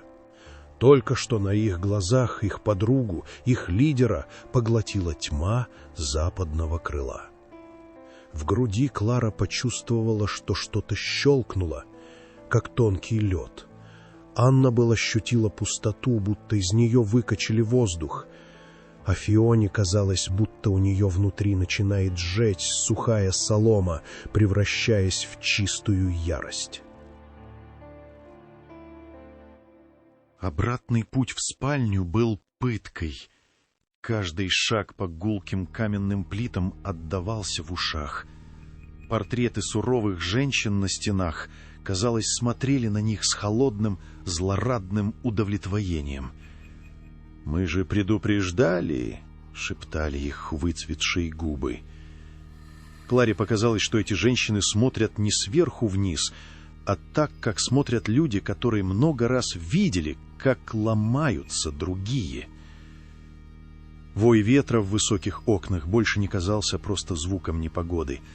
Это был плач, погребальная песнь по их провалившемуся заговору, по их исчезнувшей подруге. Когда за ними закрылась дверь их спальни, хрупкое единство, державшее их вместе, рухнуло. «Все кончено», — прошептала Аннабель, сползая по стене на пол. Она обхватила колени и начала раскачиваться взад-вперед. Ее глаза были пустыми от ужаса. «Теперь они придут за нами, заберут по одной, как Роуз, как Лиззи. Все кончено». «Замолчи!» — рявкнула Фиона. Ее лицо было бледным, но на скулах горели два злых красных пятна. Она мерила шагами комнату, как тигр в клетке. Ее мальчишеская энергия, не находя выхода, превратилась в чистую, бессильную ярость. «Не смей так говорить! Мы должны что-то сделать!» «И что тогда?» — ледяным голосом спросила Клара. Она не двигалась, стоя у окна и глядя на черные неспокойные волны далеко внизу. Ее безупречная осанка была единственным, что еще не сломалось в ней. «Сгореть вместе с этим проклятым замком? Или дать им повод запереть нас в изоляторе, как буйных сумасшедших? Думай головой, Фиона, если она у тебя еще осталась». «А ты что предлагаешь, Харрингтон?» — огрызнулась Фиона. «Сидеть здесь и ждать, пока нас поодиночке передушат, как котят? Твоя хваленая рассудительность нам очень помогла». Слова Фионы были несправедливы, но они попали в цель. Клара вздрогнула. Впервые за все это время ее маска аристократической невозмутимости дала трещину. Лиззи была их центром, их мозгом, их совестью. Без нее они были просто тремя напуганными девочками, готовыми вцепиться друг другу в глотку. Наступила тяжелая тишина, наполненная всхлипами Аннабель, гневным дыханием Фионы и ледяным отчаянием Клары. Их маленький бунт был подавлен, их союз расколот. Именно Клара первой нарушила молчание. Она медленно подошла к кровати Лиззи, пустой, аккуратно заправленной кровати, которая казалась теперь зияющей раной в их комнате. На прикроватной тумбочке лежал потрепанный томик рассказов Эдгара По, который Лиззи читала перед сном. Клара взяла его. Она вспомнила, как Лиззи однажды читала им вслух и хохотала над чем-то нелепым в рассказе. «Она пошла туда за всех нас!» — тихо сказала она, не оборачиваясь. «Она не молчала. Она знала, что ее схватит, но она все равно пошла. Если мы будем молчать сейчас, если мы просто сдадимся, значит, все было зря. Ее жертва была напрасной». Она повернулась. В ее глазах не было слез, только холодная, твердая, как сталь, решимость. «Я не собираюсь сидеть и ждать. Но и устраивать бессмысленный бунт я тоже не буду. Мы будем действовать, как действовала бы она, умно». Она подошла к Фионе. Ты говорила, что знаешь этот замок, что лазила по ночам. Ты знаешь служебные коридоры? Есть один заброшенный. Он идет вдоль всего северного крыла, параллельно западному. Там старая мебель, хлам, но он должен выходить куда-то к прачечной. Кивнула Фиона, усмирив свой гнев. Хорошо, сказала Клара. Аннабель, Аннабель подняла на нее заплаканные глаза. ты знаешь всех служанок. С кем из них можно поговорить? Кто ненавидит это место так же, как мы? Эйли. Молодая девушка из кухни. Она боится леди МакДугал до смерти. Ее брата забрали на войну, и она работает здесь, чтобы прокормить мать. Пролепетала Аннабель. Отлично. Кивнула Клара. Значит так. Фиона, ночью ты поведешь нас в тот коридор. Мы должны найти любой проход в западное крыло. Вентиляцию, дымоход, что угодно. Аннабель, завтра утром ты пойдешь на кухню и случайно прольешь молоко. Пока кухарка будет на тебя орать, ты должна будешь спросить у Эйли только одно. В какой комнате держит Лизи? Просто номер. Сможешь? Аннабель, глядя на решительное лицо Клары, медленно, но твердо кивнула. Поздней ночью, когда замок снова погрузился в сон, 3 тени выскользнули из комнаты. Фиона вела их по узким пыльным служебным коридорам, о которых не знала ни одна наставница. Они нашли то, что искали.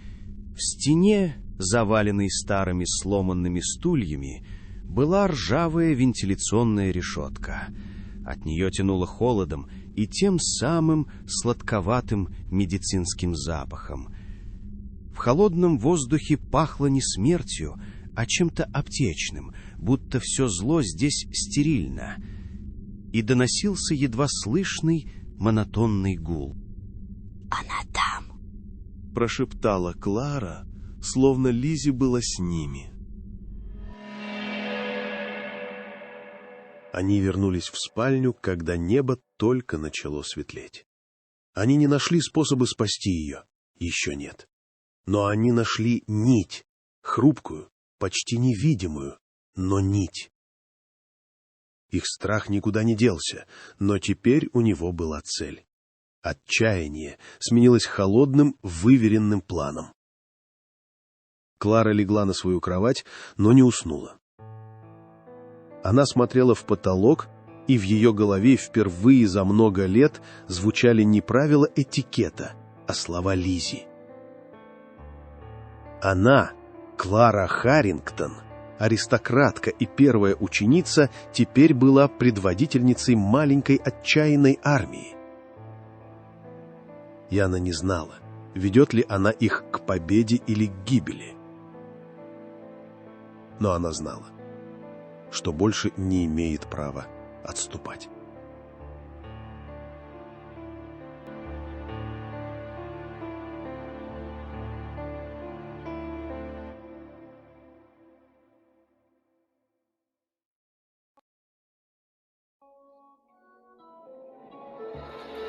Глава 27.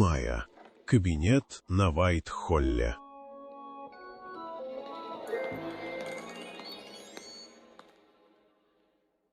Уайт-Холл встретил доктора Ватсона холодным казенным равнодушием. Величественные фасады правительственных зданий, почерневшие от лондонской копоти, казалось, взирали на него свысока, как безразличные судьи. Ватсону казалось, что он идет не в кабинет чиновника, а в пасть гидрантской машины, которая перемалывает людей в бумажные дела.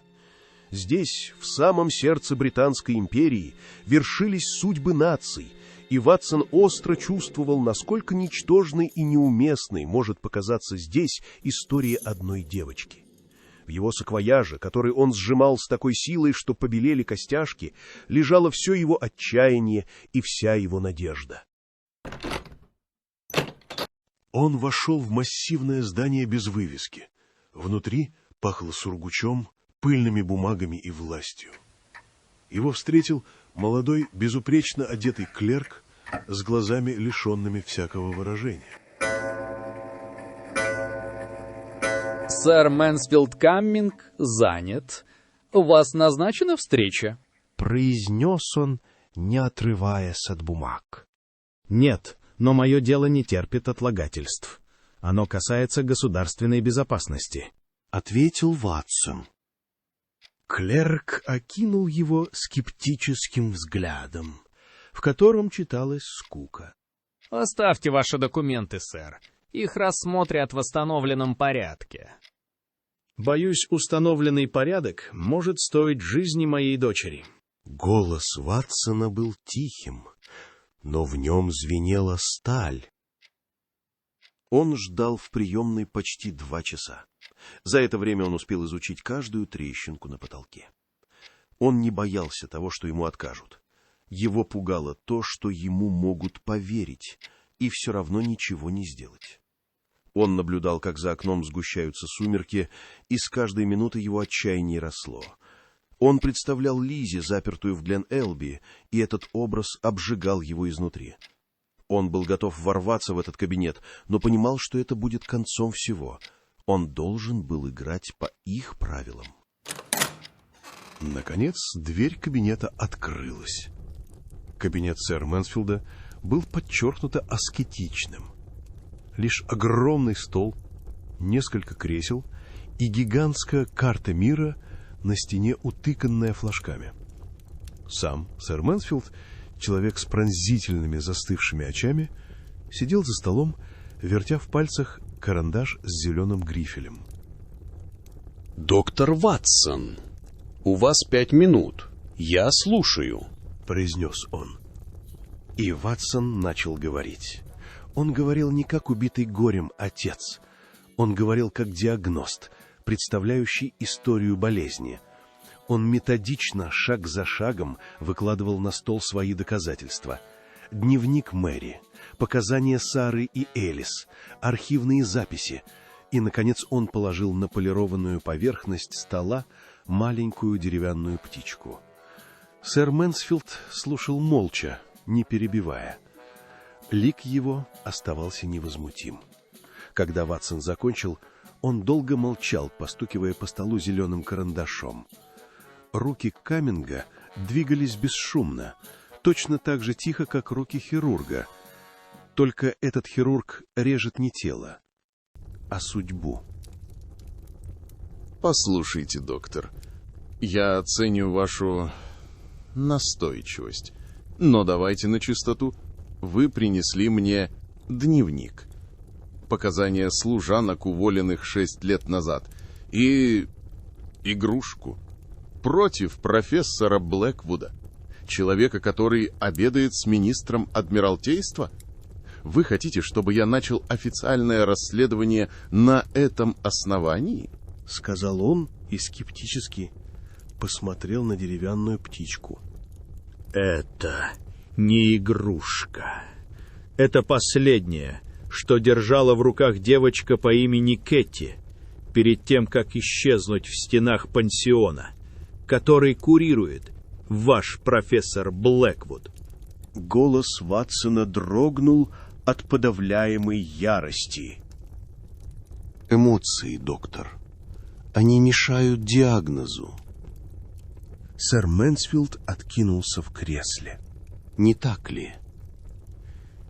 Вы ведь понимаете, что для нас это выглядит как домысел о заговоре, основанный на личной трагедии. Безусловно, трагедии ужасной. Я вам сочувствую. Но этого недостаточно. Недостаточно? Моя жена убита. Детей похищают и превращают в безвольных кукол. Моя дочь в руках этих чудовищ. И этого недостаточно? Взорвался Ватсон, уже не в силах сдерживаться. Успокойтесь, доктор. В голосе Камминга не было ни сочувствия, ни угрозы, лишь холодная констатация. Ваши доказательства интересны, но они косвенные. Они не выдержат серьезной проверки. Любой адвокат разобьет их в пух и прах. Ватсон опустился в кресло, чувствуя, как его покидают силы. Он вспомнил, как говорил такие слова пациентам, которым уже нельзя было помочь. Теперь и он в их положении. Он столкнулся со стеной бюрократии, политики и безразличия. Так что же мне делать? Просто ждать, пока мою дочь постигнет та же участь? Спросил он глухо.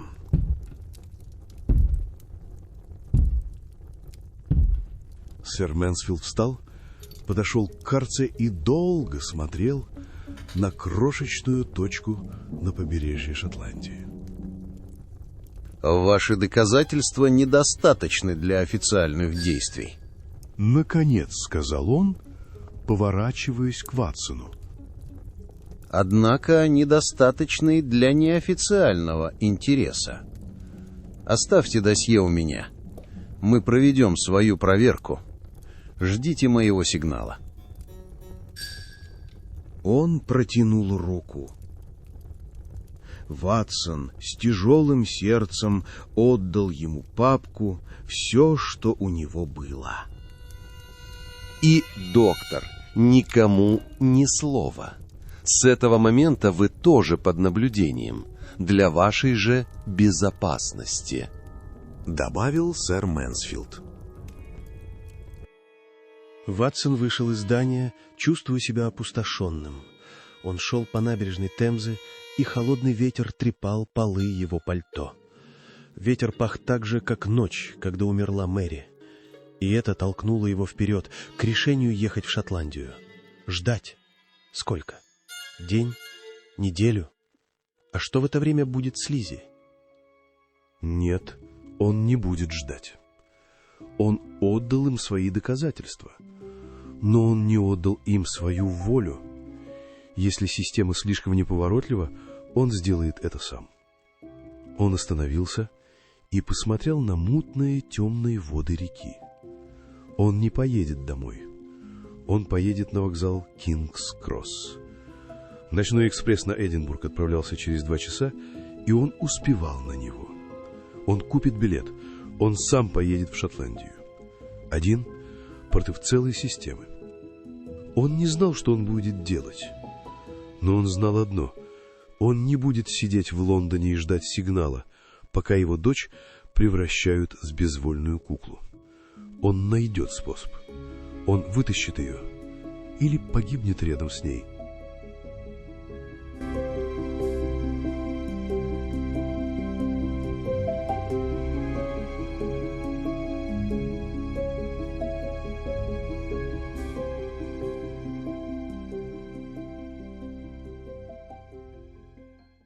Глава 28. Западное крыло. Холод.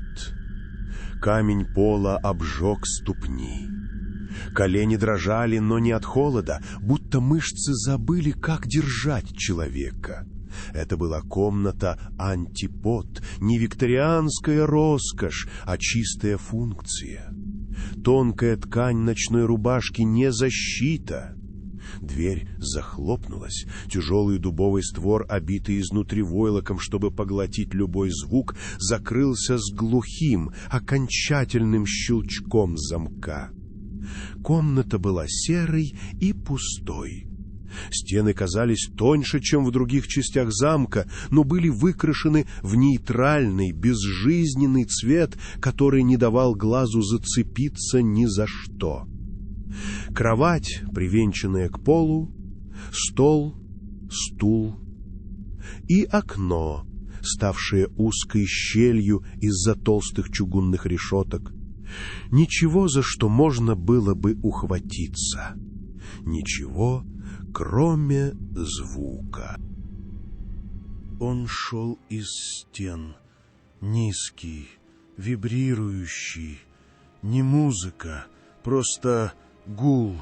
Он ввинчивался в уши, в череп, пытался убаюкать, усыпить.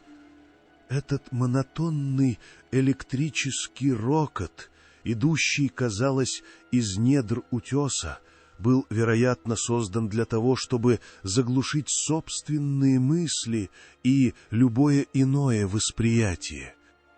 Сопротивляйся, думай о чем-нибудь.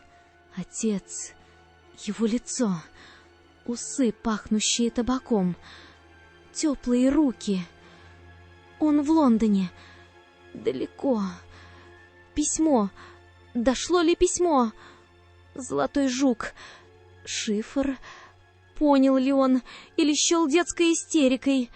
Профессор Блэквуд заверил меня. Предатель! Отец не знает. Он в Лондоне, а я здесь. Одна. Сколько прошло времени? Час, день. Гул не прекращался. 5 шагов до стены. 5 шагов обратно. Скрипнула дверь. Белый халат. Маска. Медсестра. Ее лицо было закрыто белой марлевой повязкой, и только глаза, совершенно лишенные выражения, смотрели на Лизи. «Время вашего тоника, мисс Матсон», — произнесла медсестра. «Не буду». Леди МакДугал была уверена, что вы проявите упрямство. 2 мужчин. Тени. Руки, грубые, сильные, держат. Игла, укол спирта, холод, жгучая боль в плече и жидкость. Она потекла по венам, ледяная, тяжелая. Тело стало чужим, бессильным, непослушным. Гул в стенах стал громче, он проник в голову. Ей кажется, что кто-то стирает ее изнутри, так же, как в классе они стирали буквы мокрой тряпкой с грифельной доски. «Ты чистый лист». «Нет, я Лизи». «У тебя нет прошлого». «Есть. Фицрой-сквер. Запах чая с бергамотом. Книги. Эдгар По». Нет страха, есть только покой. Клара, Аннабель, Фиона. Имена. Нужно держать в голове имена. Их лица всплывают, как под водой. То четко, то размыто, но она цепляется за каждый силуэт. Упрямый подбородок Клары, испуганные глаза Аннабель, дерзкая ухмылка Фионы. Держись, держись за них. Покой, подчинение, порядок. Мама, ее лицо на фотографии. Медальон. Они не нашли его. Он в старом платье. Он ждет меня. Ярость, холодная, острая, будто ледяной шип, она пронзила туман в голове. Ярость — это мое. Они не заберут. Я Елизавета Ватсон. Мне 14. Моего отца зовут Джон. Мою мать звали Мэри. Повторяй. Повторяй, как молитву. Сколько прошло времени? Дверь. Снова. Леди МакДугал села на стул. Смотрит. Не как на человека, как на образец под микроскопом. Женщина смотрит так, будто перед ней не человек, а механизм, который она хочет открыть и посмотреть, что внутри. Молчи, не давай ей ничего. Сыворотка эхо удивительная вещь. Она убирает лишний шум, открывает определенные каналы восприятия. Она очищает Лиззи от всей этой ненужной сентиментальности. Леди МакДугал наклонилась ближе. Ее глаза серые, пустые. Я все еще предлагаю вам сотрудничество, Лиззи. Ваш потенциал огромен, гораздо больше, чем у вашей матери. Она испугалась, а вы можете стать первой. Подумайте об этом. Ушла. Оставила одну. С этим гулом. С этой пустотой. С этим предложением. Они вернутся. С новыми шприцами. С новыми словами. И с каждым разом бороться будет труднее. Я выстою. Я должна. Где-то на самом краю сознания, сквозь гул, она услышала что-то. Едва различимый шепот. Или это просто звук крови в ушах? Она сосредоточилась, цепляясь за него, как за спасательную нить. Звук. Другой звук. Он шел не из стен, он шел откуда-то еще. Ей казалось, что в стене кто-то тихо-тихо царапается, будто мышь в коридоре, или ее собственная мысль пытается выбраться наружу.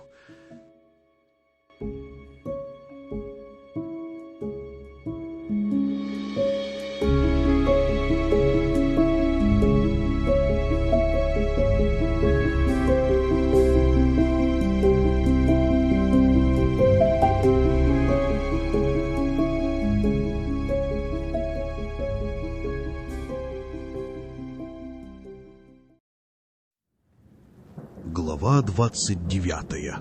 Оставленный ключ.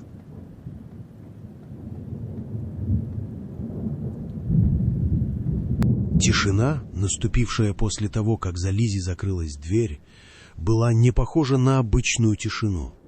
Она была тяжелой, вязкой. Она давила на уши и, казалось, высасывала из комнаты весь воздух. Каждая сидела в своей маленькой тьме. Клара, Фиона и Аннабель остались одни. 3 свечи, готовые погаснуть от любого сквозняка. Они не ссорились, они молчали. Каждая переживала свой собственный личный ад. Аннабель забралась с ногами на кровать, свернулась в клубок и уставилась в стену. Ее мир, и без того хрупкий, рухнул окончательно. Фиона стояла у окна, вглядываясь в бушующую снаружи непогоду, и ее кулаки были сжаты так, что вены на предплечьях вздулись узлами. В ней кипела бессильная ярость. А Клара просто села за стол, идеально прямая, и смотрела на пламя единственной свечи. В ее голове, привыкшей к логике и порядку, царил хаос. Лиззи была их центром, их волей. Без нее они были просто 3 напуганными девочками. Прошел час, потом 2. Молчание становилось невыносимым. «Хватит сидеть», — наконец произнесла Фиона. Ее голос был хриплым. Она начала мерить шагами комнату. «Нужно действовать. Я предлагаю устроить пожар. Настоящий, в прачечной». «Пожар? Фиона, ты с ума сошла?» Аннабель в ужасе подняла на нее заплаканные глаза. «Они нас поймают и бросят в этот же огонь!» «И как мы ее вытащим?» — спросила Клара. Она даже не повернулась. «У нас нет ключей от камер. Мы не знаем, в какой она комнате. Твой план — это просто шум и паника. который закончится тем, что нас схватят. Кларе вдруг показалось, что Фиона напоминает ей уличного котенка, который еще никогда не выигрывал драку, но всегда бросается первым. «А ты что предлагаешь, Харрингтон?» — огрызнулась Фиона. «Сидеть здесь и ждать, пока нас поодиночке передушат, как котят?» «Я предлагаю думать». Голос Клары был напряжен, как натянутая струна. «Подкуп. Нужно подкупить кого-то из слуг. Или из кухни. Или одного из ночных сторожей». «Подкупить? Чем? У нас пара монет и твоя брошка? Думаешь, кто-то из этих тюремщиков рискнет своей шкурой за твои безделушки?» Презрительно усмехнулась Фиона. Они зашли в тупик. Каждый план разбивался либо о страх Аннабель, либо о прагматизм Клары, либо о безрассудство Фионы. Они остались в тишине, раздавленные собственным бессилием. Именно в этот момент, в разгарах безнадежности, они услышали тихий, но отчетливый звук в коридоре. Не шаги, а будто что-то металлическое скользнуло по каменному полу и ударилось о низ их двери. Они замерли от ужаса. Фиона на цыпочках подкралась к двери и припала к замочной скважине. В коридоре было пусто. Лишь удаляющийся в темноте звук легких, быстрых шагов. «Там никого», — прошептала она. Но когда она отошла от двери, они увидели его. Просунутый под дверь на темных каменных плитах лежал старый, тяжелый железный ключ. Он не был похож ни на один из ключей, которые они видели в замке. На его головке была выгравирована одна единственная, почти стертая буква «Б». Девочки смотрели на ключ, затаив дыхание. Аннабель подумала, что если бы зло хотело заманить их, оно бы выбрало ключ понаряднее. А этот грубый, тяжелый, будто из другого века. Это не было случайностью. Тот таинственный ночной гость, он оставил это для них. «Или это ловушка?» — прошептала Клара, но в ее голосе уже не было прежней безнадежности. «Подождите!» — вдруг сказала Фиона, глядя не на ключ, а в пустоту. «Шаги! Я слышала шаги, когда он уходил. Легкие, быстрые, почти неслышные. Не как у наставниц и не как у сторожей». Клара медленно подняла голову. «Легкие, быстрые», — повторила она задумчиво. Она перевела взгляд на ключ, на почти стертую букву. «Я уже видела такую походку вне пансиона, на вокзале. Он тогда опрокинул тележку с багажом и двигался не как учитель, пружинисто, собрано». «Ты думаешь?» Фиона резко повернулась к ней. «Я думаю...» — перебила ее Клара. «Что если кто-то и мог пройти по коридору так, чтобы его почти не услышали, и оставить это...» Она крепко сжала ключ в ладони. «То это мистер Блэквуд». В комнате снова стало тихо. Догадка была не просто озарением, а результатом холодного сопоставления фактов. Они не знали, что это — помощь или западня. Но это было неважно. Важно было то, что их бездействие было окончено. У них снова была цель. У них была загадка, которую нужно было решить. Клара крепко сжала в руке тяжелый, холодный ключ. Он был не просто надеждой на спасение Лизи, он был символом того, что даже в самой непроглядной тьме кто-то может зажечь для тебя одну единственную свечу.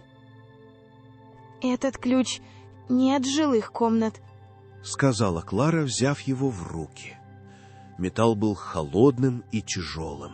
«Посмотрите на его форму. Это мастер-ключ для служебных помещений. Он должен открывать кладовые, чердаки, старые переходы. Фиона, ты говорила про заброшенный коридор.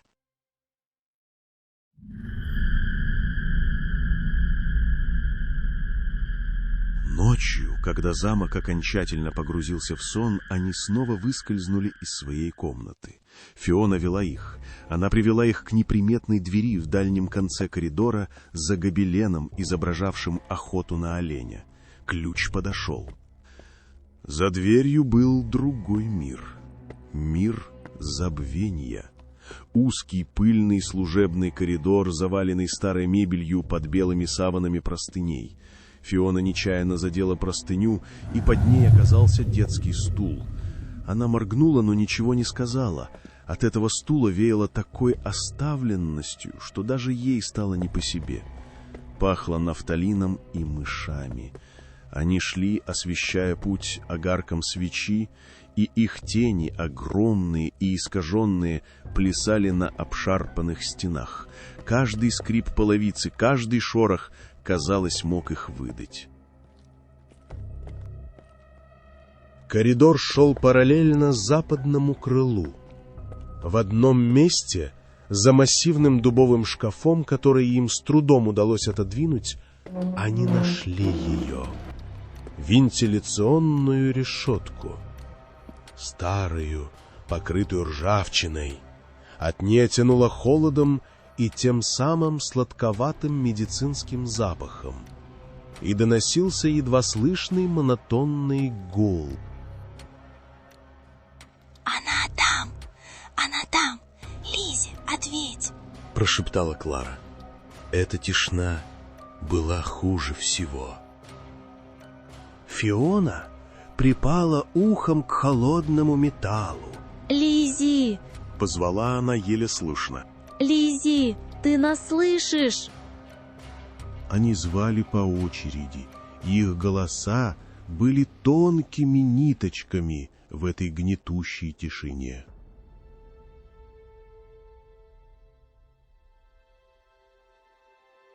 В своей камере, в тумане от сыворотки, Лизи услышала их. Но ее разум, отравленный препаратом, воспринял их как часть эксперимента. Ей показалось, что это голоса из ее прошлого, галлюцинации, которые насылают на нее, чтобы сломить ее волю. Она слышала голос Клары, но думала, что это ее собственная совесть. Она слышала всхлипы Аннабель и считала это эхом своего страха. Она слышала дерзкий окрик Фионы и принимала его за свой собственный подавленный гнев. Ей показалось, что стены смеются. «Уходите!» — прошептала она в пустоту своей камеры. «Оставьте меня!» Подруги, полные надежды от того, что они нашли Лизи и, возможно, были услышаны, отступили, чтобы спланировать следующий шаг. А сама Лизи, наоборот, почувствовала себя еще более одинокой и обманутой, уверенная, что ее разум начал ей изменять. Она свернулась на своей жесткой кровати, и холодная, горькая слеза скатилась по ее щеке.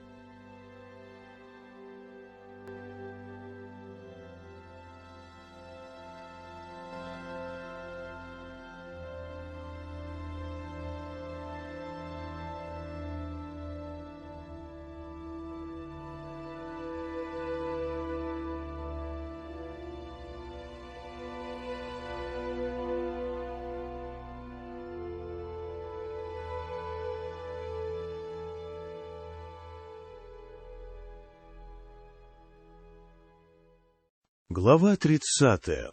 Просвет во тьме.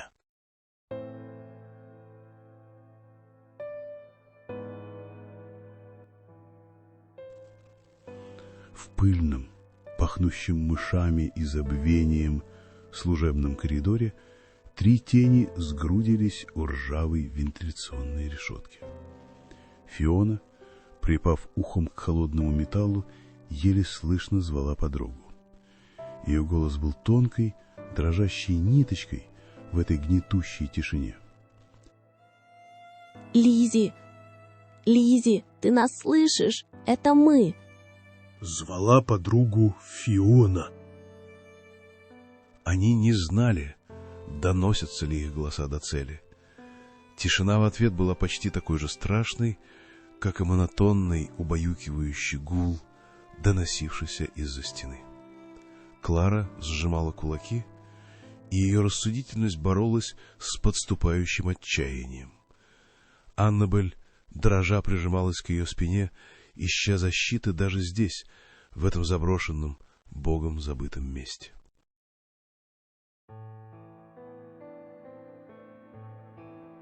В своей серой камере Лизи услышала их. Сквозь туман от сыворотки, сквозь давящий гул, до нее донеслись обрывки звуков. Сначала ей показалось, что это очередная галлюцинация, новый трюк ее мучителей, чтобы свести ее с ума. Ты слышишь голоса, мисс Ватсон? Это побочный эффект. Скоро пройдет. Но голоса были слишком настоящими. В них было отчаяние и надежда. Это они, мои подруги. Они не бросили меня.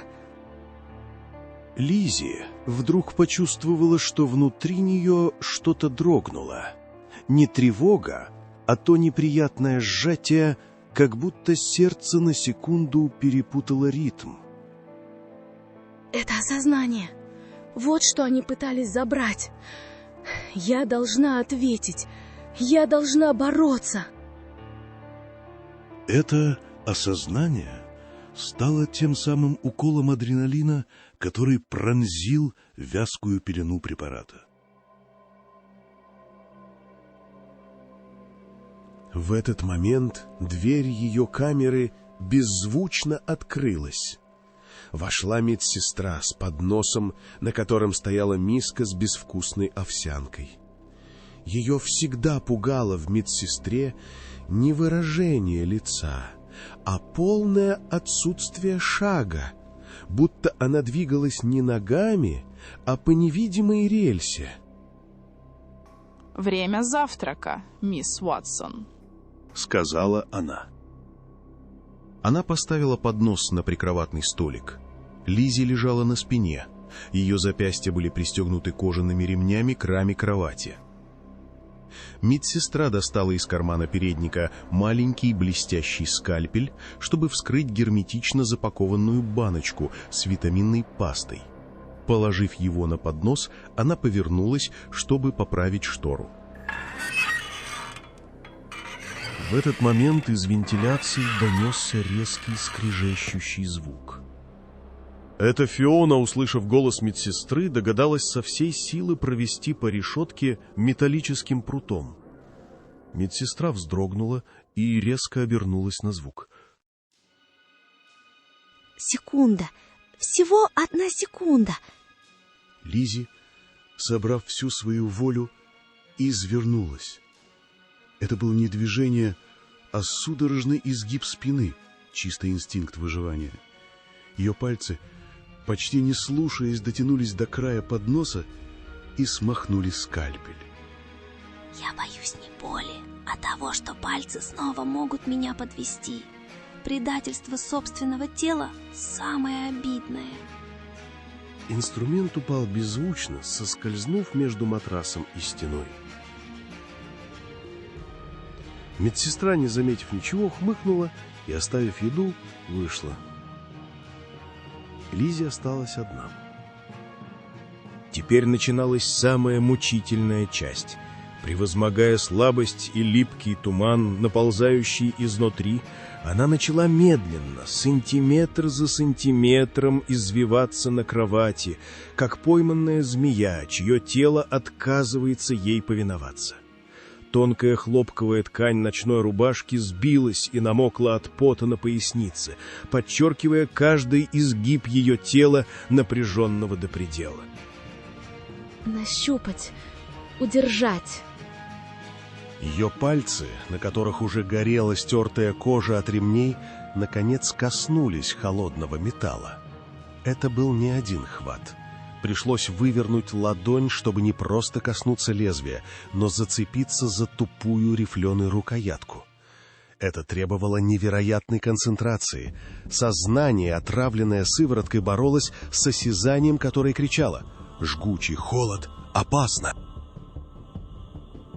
Она зажала его в ладони правой руки, прижав рукоятку к раме кровати. Теперь ей нужно было дотянуться до ремня на левом запястье. Это было почти невозможно анатомически. Чтобы свести скованные ремнями руки вместе, ей пришлось вывернуть торс, приподняв плечо и выгнув спину дугой, пока мышцы не затрещали от боли. Ткань рубашки на груди натянулась так плотно, что тонкий шелк врезался в кожу, а мокрое от пота тело скользило по жесткому матрасу, словно обнаженный нерв. Она начала резать, не пилить, рвать сталь по плотному волокну кожи. Медленно, сфокусировав всю свою затуманенную волю на кончике лезвия. Рвать, Лезвие было острым, но кожаный ремень толстым и прочным. Ремень пах чем-то знакомым. Старой кожей отцовской сумки, и от этого ей стало еще тяжелее. Словно она резала не ремень, а кусок прошлого. Скальпель соскальзывал, несколько раз оцарапав ей кожу. Каждая царапина ощущалась, как глоток холодного чистого воздуха, пробивающего туман. Она стиснула зубы, чтобы не закричать. «Лиззи, у тебя получается?» — донесся из решетки отчаянный голос Клары. Этот звук стал моим якорем. Они здесь. Да, почти. Прохрипела она в ответ. Голоса подруг, их присутствие за стеной давали ей силы. Она резала, не чувствуя боли, сосредоточившись лишь на одной цели. Наконец, с тихим треском несколько волокон ремня поддались. Потом еще и еще. Ремень лопнул. Ее левая рука была свободна. Она тут же перехватила скальпель и несколькими быстрыми и яростными движениями вспорола ремень на правой руке. Свободно. Лиззи прижала ладони к вискам, заставляя себя думать. Если выхода нет, значит, я еще не там. У каждой ловушки есть щель, у каждого замка слабина. Если... Она начала действовать методично. Сначала слух. Простукивала стены и пол. Звук отдавался тупо, гулко, но у изголовья кровати, прямо под ней, он изменился. Стал тише, глуше, как будто под досками таилась пустота. Потом обоняние. Она вдохнула глубже. Там, где другие бы ничего не заметили, она уловила тонкую разницу. Влажная прохлада сырой земли пробивалась сквозь щели. В этом воздухе был запах подвала, пыли, плесени, совсем другой запах, чем в камере. Она опустилась ниже, ладонью коснулась пола. Осязание подсказало еще больше. Между досками чувствовалась крошечная щель, откуда пробивался этот ледяной сквознячок. Пальцы заметили то, что глаз еще не видел. Зрение стало последним доказательством. Сдвинув кровать, Лиззи всмотрелась в пол. Пыль лежала неровно, будто ее когда-то сдвигали. Несколько половиц были из другого дерева, чуть светлее, с другим рисунком волокон. А на одной из них тончайшая царапина, словно кто-то когда-то пытался поддеть ее ножом или монтировкой. На секунду ей показалось, что она сама придумала этот люк, что это просто желание тела найти выход. Но слишком много вещей совпали, и внутренний голос тихо сказал: «Это действительно здесь». «Это не пол, это крышка, люк», — прошептала она сама себе. Она больше не думала о боли или слабости. Ее мозг, снова чистый и острый, работал как секундомер. Она поднесла скальпель к тончайшей царапине на дереве. Используя его как рычаг, она с огромным трудом поддела край половицы. Поначалу металл скользил по старому твердому дубу. Лизи издала глухой, сдавленный стон от напряжения, навалившись всем весом. Ей пришлось использовать скальпель не как ювелирный инструмент, а как грубую монтировку. Дерево, наконец, поддалось со скрипом, который показался Лизе оглушительным. Она схватила пальцами за край поднявшейся доски и потянула. Половица поддалась, открыв черный, пахнущий пылью и сыростью лаз. Оттуда из глубины тянуло ледяным, могильным холодом. Это был неаккуратный, грубо вырезанный провал. «Я нашла выход! Под кроватью!» — прошептала она в решетку. Она услышала радостный, сдавленный вскрик Фионы с той стороны. Они были так близко. В этот самый момент, сквозь монотонный гул в стенах, в коридоре послышались тяжелые размеренные шаги. Охрана шли за ней на следующую процедуру. «Они идут!» Раздался испуганный, срывающийся голос Аннабель из решетки. Голос Аннабель был последним сигналом тревоги. У Лизи больше не было времени. Она посмотрела в темный провал под полом. Он был узок. Она могла протиснуться, но не просто так. Ее ночная рубашка, и без того мокрая, прилипла к телу. Она сбросила ее с плеч, оставаясь в нижнем белье, чтобы придать телу хоть немного дополнительной гибкости и избежать зацепок, которые могли ее задержать. Она нырнула. Сначала голова, потом плечо. Скальпель, крепко зажатый в правой руке, был прижат к груди, чтобы не пораниться и не потерять. Люк был слишком узок. Она ободрала кожу на локтях и на боку, протискиваясь сквозь острые края дерева. Грубые щепки рвали тонкую ткань ее белья, но она не чувствовала боли, только жгучий адреналин, подталкивающий ее вперед. Она услышала, как шаги остановились прямо перед ее дверью. Сейчас, сейчас! Последний рывок. Она провалилась в темноту, почувствовав под ногами мокрую, сырую землю. Она упала в узкий пыльный лаз, полный мышиных нор и холода.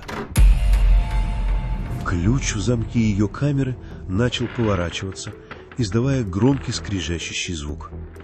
Собрав последние силы, она оттолкнулась от стены и толкнула половицу вверх, задвигая ее на место.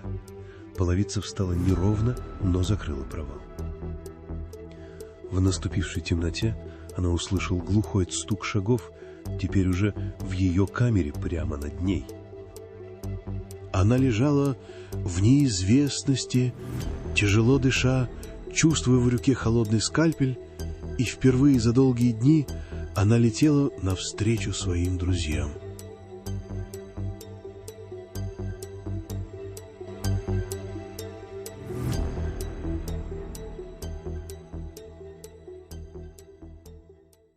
Глава 31. Лабиринт без дверей. Тьма под полом была абсолютной. Пахло сырой землей, вековой пылью и чем-то еще, неуловимо гнилостным, запахом застарелого, забытого страха. Лизи соскользнула вниз, ободрав колени о грубые доски, и в самый последний момент успела задвинуть над головой половицы люк. Секундой позже она услышала, как над ней в ее бывшей камере с грохотом открылась дверь и ворвались охранники. Их тяжелые сапоги загрохотали по полу, заглушая стук ее собственного сердца. Она замерла, не дыша, скорчившись в узком низком пространстве между перекрытиями, где гуляли ледяные сквозняки.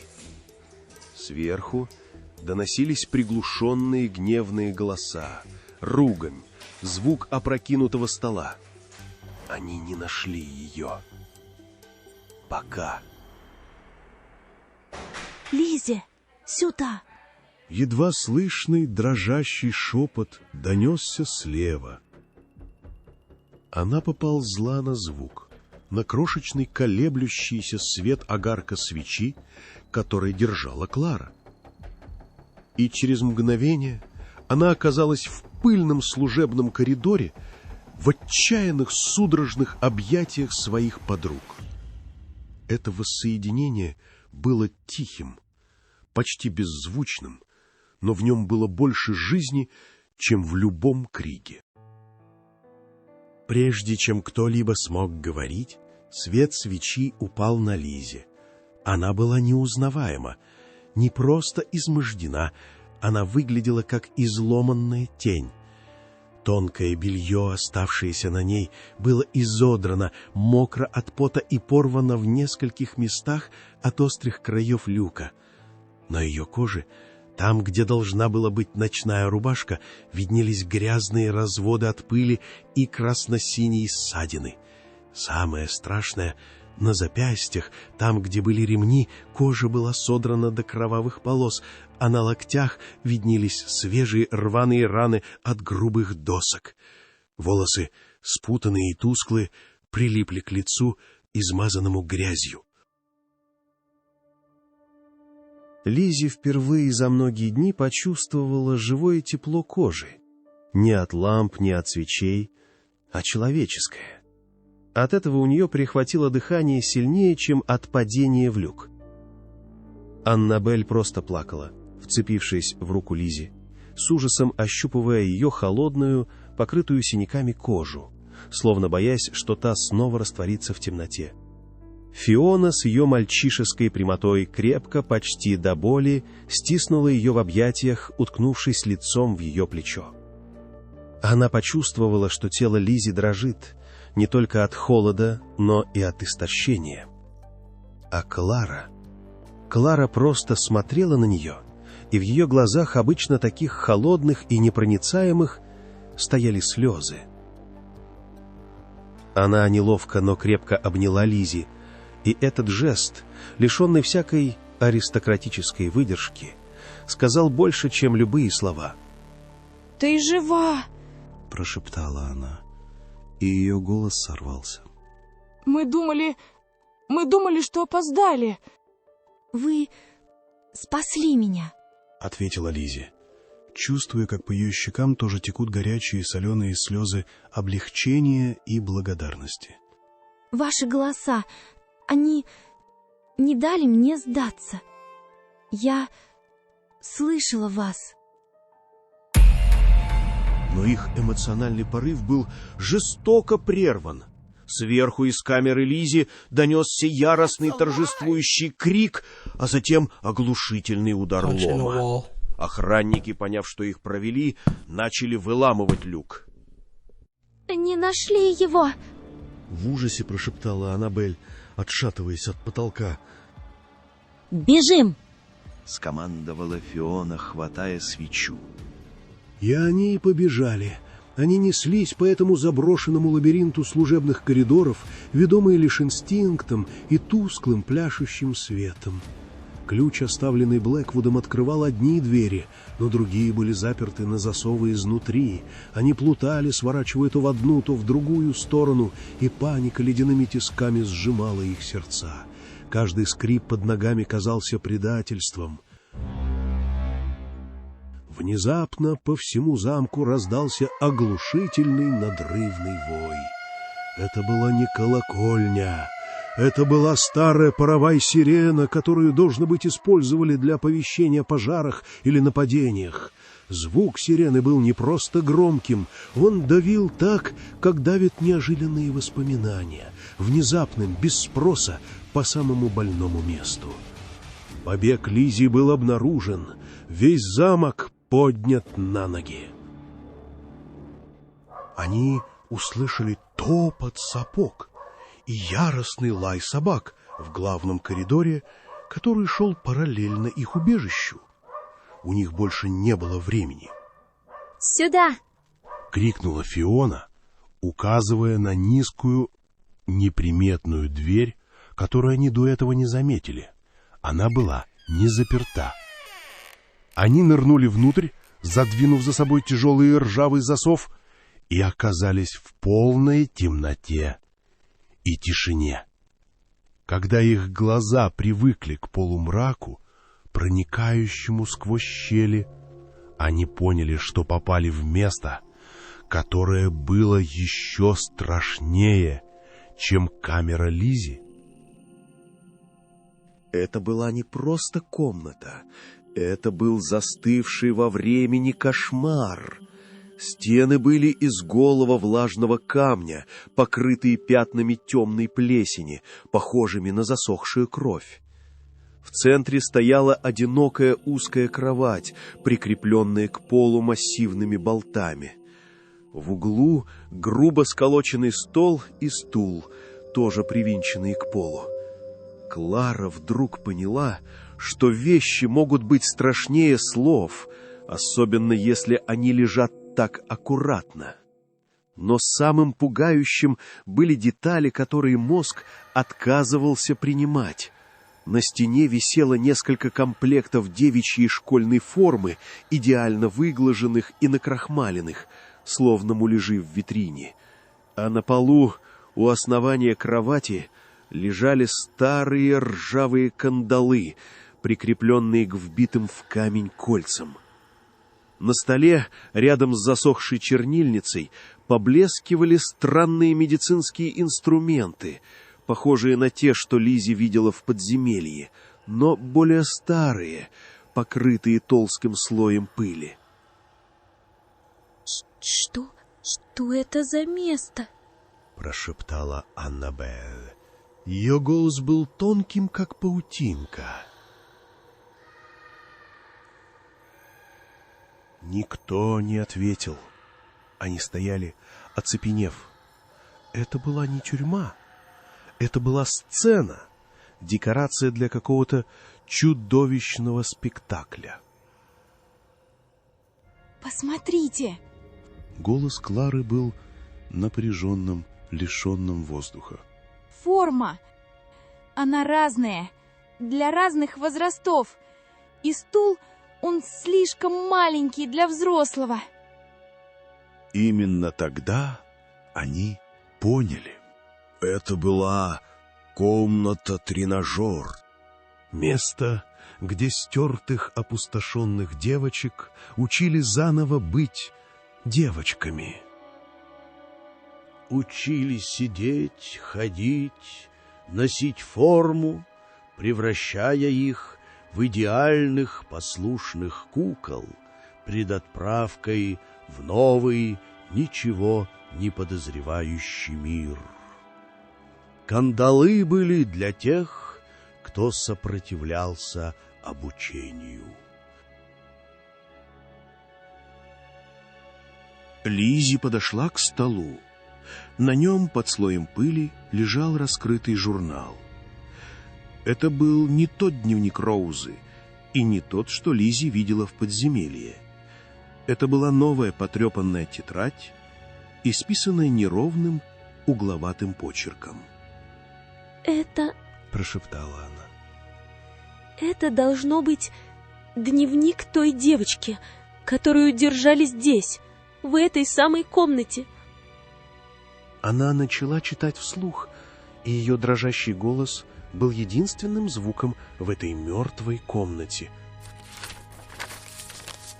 День 7 или 8, я не знаю. Они снова принесли чай. Он пахнет горьким миндалем и забытыми садами. После него мысли становятся медленными, как рыбы в мутной воде. Я пытаюсь вспомнить лицо мамы, но оно расплывается. Сегодня они принесли платье, такое же серое, как стены. Велели сидеть прямо. И я не хотела. Тогда пришли цепи. Они холодные. День 12. Сегодня меня учили улыбаться в зеркале. Я видела чужое лицо. Губы двигались, но глаза оставались пустыми. Медсестра сказала, что я делаю успехи. Какие успехи? Они забирают что-то важное. Мои воспоминания, мои сны. Я забываю запах дома после дождя. День не помню какой. Сегодня приходила леди. Она сказала, что скоро я буду готова к новой жизни. Она сказала, что я стану особенной, но я не хочу быть особенной. Я хочу помнить, как меня зовут. Кажется, меня звали Эмили или Элис. Я не уверена. Я просто хочу домой. Последняя запись обрывалась на полуслове. Лизе не волновал смысл слов, ее ранили паузы между ними. В них было больше боли, чем в фразах. Здесь, в этих стенах, происходило то, о чем писала Роуз, — сказала Клара, и ее голос был глухим от ужаса. Это не просто место пыток. Это место, где их пересобирали заново, где их ломали, а потом склеивали из обломков то, что было нужно им. Они сидели в тишине, раздавленные своим открытием. Погоня за стенами, казалось, затихла, но они были в ловушке, в самом сердце тьмы, в комнате, где умирали души. И что нам теперь делать? Тихо, почти беззвучно спросила Аннабель, и ее вопрос повис в воздухе, полный безнадежного, окончательного отчаяния.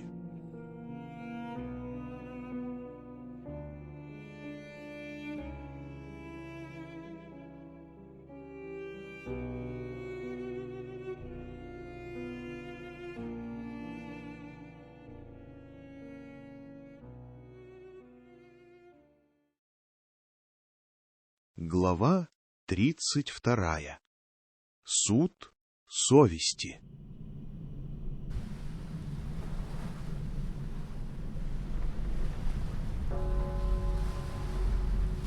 Ветер выл в пустых глазницах окон старой часовни, свободно гуляя под полуразрушенными сводами. С территории пансиона доносился тревожный звон колокола, но здесь, на утесе, его почти заглушал яростный рокот волн, что бились о скалы внизу. Они сидели на холодном каменном полу, сгрудившись в тени. 4 маленькие тени, пойманные в ловушку. Лизи чувствовала, как ее тело горит от холода и истощения. Ее ободранное тело в рваных остатках нижнего белья было свидетельством всего, что с ней произошло. «Ты вся дрожишь, Лизи», — прошептала Клара. Ее голос был непривычно мягок. Она быстро огляделась. «Нужно что-то, чем-то прикрыть ее, если нас найдут в таком виде». Фиона тут же сняла свой верхний шерстяной жакет. Возьми, он широкий. Она протянула жакет Лизи. Аннабель, у тебя в рюкзаке остался кусок ткани? Аннабель, все еще дрожа, полезла в холщовый мешок и вытащила старую, чистую, насколько это было возможно, в Глен-Элби, простыню, которую они брали для перевязок. Лизи медленно кивнула.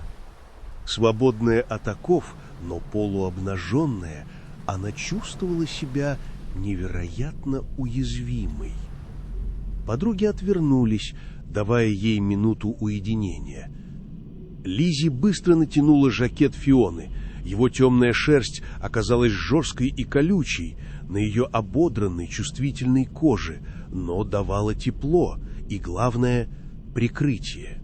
Она перехватила его на груди. Клара подошла к ней, держа в руках смятую простыню. «Твои раны», — сказала Клара, присев на корточки. «Мы не можем их оставить так». В свете свечи кровавые опухшие полосы от ремней на тонких хрупких запястьях Лизи выглядели чудовищно. По ее бокам, там, где она протискивалась через люк, тянулись длинные красные царапины, а на плече уже расцветал крупный желто-лиловый синяк. Клара осторожно, с присущей ей точностью, разорвала простыню на бинты и начала обматывать раны. Не двигайся. Нужно замедлить кровотечение. Клара работала быстро. Ее пальцы были холодными и умелыми. Лиззи смотрела, как Клара, обычно скупая на эмоции, касается ее избитой кожи, проявляя заботу, которая была неожиданным бальзамом. Это было не просто перевязывание ран. Это было восстановление связи, признание ее борьбы. Спасибо. Тихо выдохнула Лиззи. Аннабель не плакала. Это было хуже. Она сидела, прислонившись спиной к холодному камню, и смотрела в одну точку, будто ее взгляд зацепился за что-то невидимое в воздухе и не мог оторваться. Ее губы чуть шевелились, но слов не было, только немой счет, который она вела внутри себя, чтобы не рассыпаться окончательно.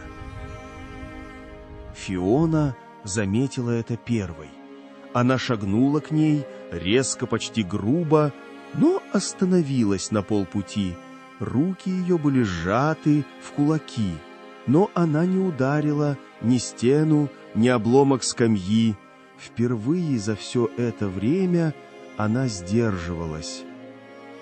«Не смей!» — глухо сказала она, ни к кому конкретно не обращаясь. «Не смей исчезать, не сейчас!» Клара стояла у окна. Ветер трепал выбившуюся прядь ее волос, но она не поправляла ее. Она смотрела не на замок и не на утес. Она смотрела внутрь себя, перебирая варианты, как фигура на шахматной доске, и с нарастающим ужасом понимала: доска пуста. Если рассуждать хладнокровно, начала она и замолчала. Это было страшнее любых слов. Лиззи услышала эту паузу и поняла все. Когда Клара не может закончить мысль, значит, логика действительно зашла в тупик. «Нет», — сказала она тихо. 3 пары глаз, полных отчаяния, устремились на нее. «Это не конец». Она медленно встала и подошла к проему окна, глядя на темный силуэт Глен Элби. Жакет Фионы был ей велик, подчеркивая ее хрупкость, но в ее движениях не было хрупкости. Они ищут нас, 4. Они ожидают, что мы будем прятаться, что мы будем бояться. Она обернулась. В ее глазах больше не было боязни. Была стальная, почти нечеловеческая решимость. Но на самом деле им нужна только одна — я. Идеальный кандидат. «Ты с ума сошла?» — выдохнула Фиона. «Это единственный способ», — спокойно продолжала Лиззи. «Пока они будут заняты мной, у вас появится шанс. Шанс по-настоящему спрятаться или найти способ выбраться.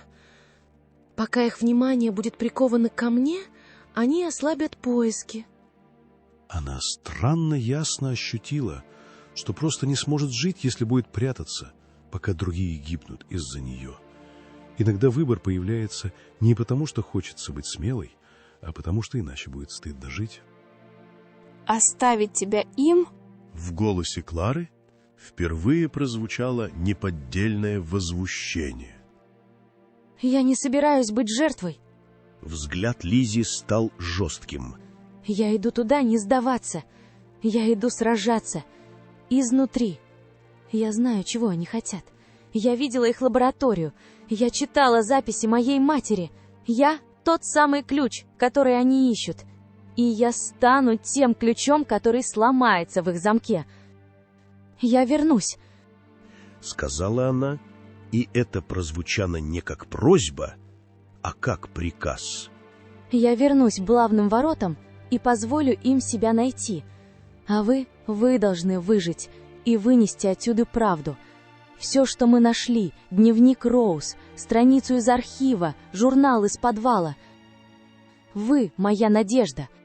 Она посмотрела на каждую из них, на рыдающую Аннабель, на яростную Фиону, на потрясенную Клару.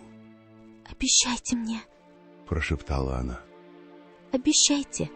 В этот момент на краю утеса, в разрушенной часовне, закончился суд совести и начался суд действия. Лиззи Ватсон, 14-летняя девочка, перестала быть беглянкой. Она выбрала свой путь. Она становилась оружием.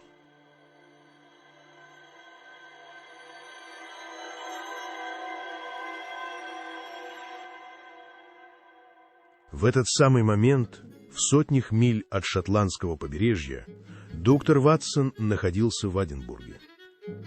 Он вышел из отеля рано, не дождавшись утра. Он не спал с тех пор, как сошел с ночного экспресса, и с каждой минутой, проведенной в ожидании официального сигнала от Камминга, его уверенность таяла. Он знал, что Лиззи находится на грани, он не мог сидеть сложа руки. Он не злился на систему, он злился на собственную надежду, что кто-то сделает его работу за него. Сквозь туман усталости и отчаяния прорвалась единственная мысль. Если система не спасает его дочь, он спасет ее сам. Он не пошел на вокзал. Вместо этого он отправился в заброшенный док на окраине города. Он полагался только на свои навыки и на то, что неофициальный интерес сэра Мэнсфилда Камминга — это не просто пустые слова.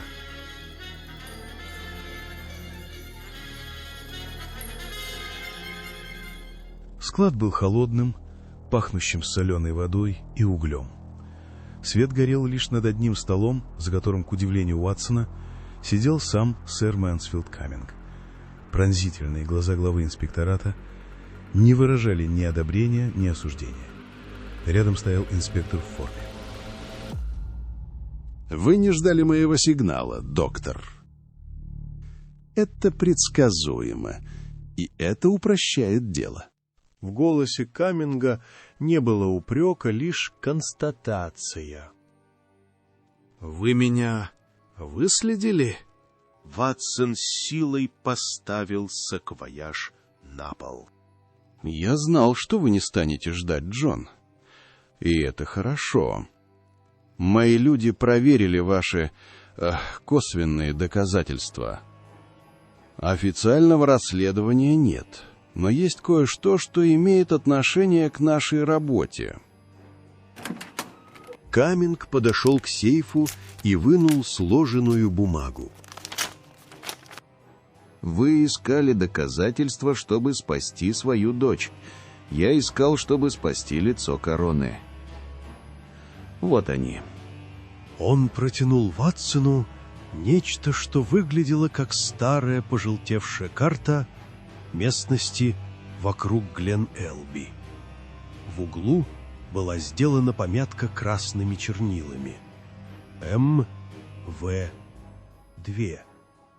«Это карта?»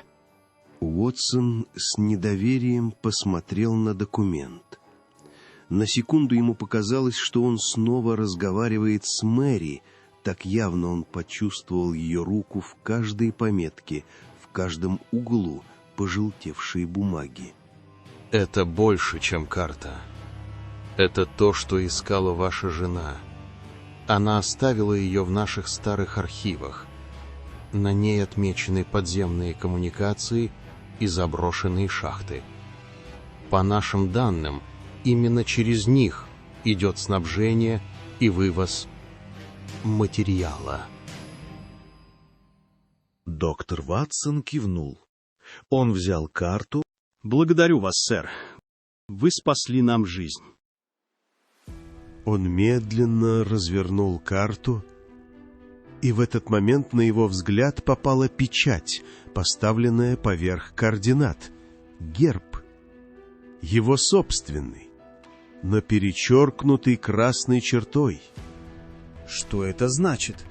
Уотсон почувствовал, как его сердце сжимается. Это значит, доктор... Камминг положил руку ему на плечо. Что у вас нет времени объяснять. Профессор Блэквуд использует вашу же эмблему, чтобы показать, что он на шаг впереди, и он знает, что вы придете. Мы дадим вам инспектора и 2 констеблей. Они едут с вами, но как ваша личная охрана. Действуйте быстро. Официальный ордер будет готов только через несколько часов.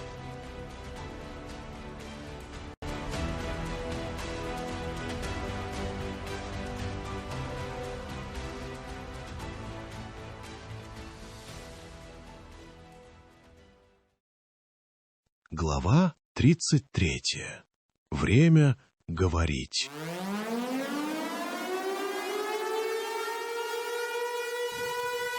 Утро в Глен-Элби началось с оглушительного, надрывного воя. Старая паровая сирена, молчавшая десятилетиями, ревела, как раненое чудовище, и ее звук, отражаясь от каменных стен, загонял испуганных, заспанных девочек в большой зал для собраний. На возвышении, словно 2 статуи, стояли леди МакДугал и смотрительница мисс Грин. Их лица были непроницаемы, но в ледяных глазах леди МакДугал горел холодный огонь. «Тишина!» Ее голос ударил, как хлыст.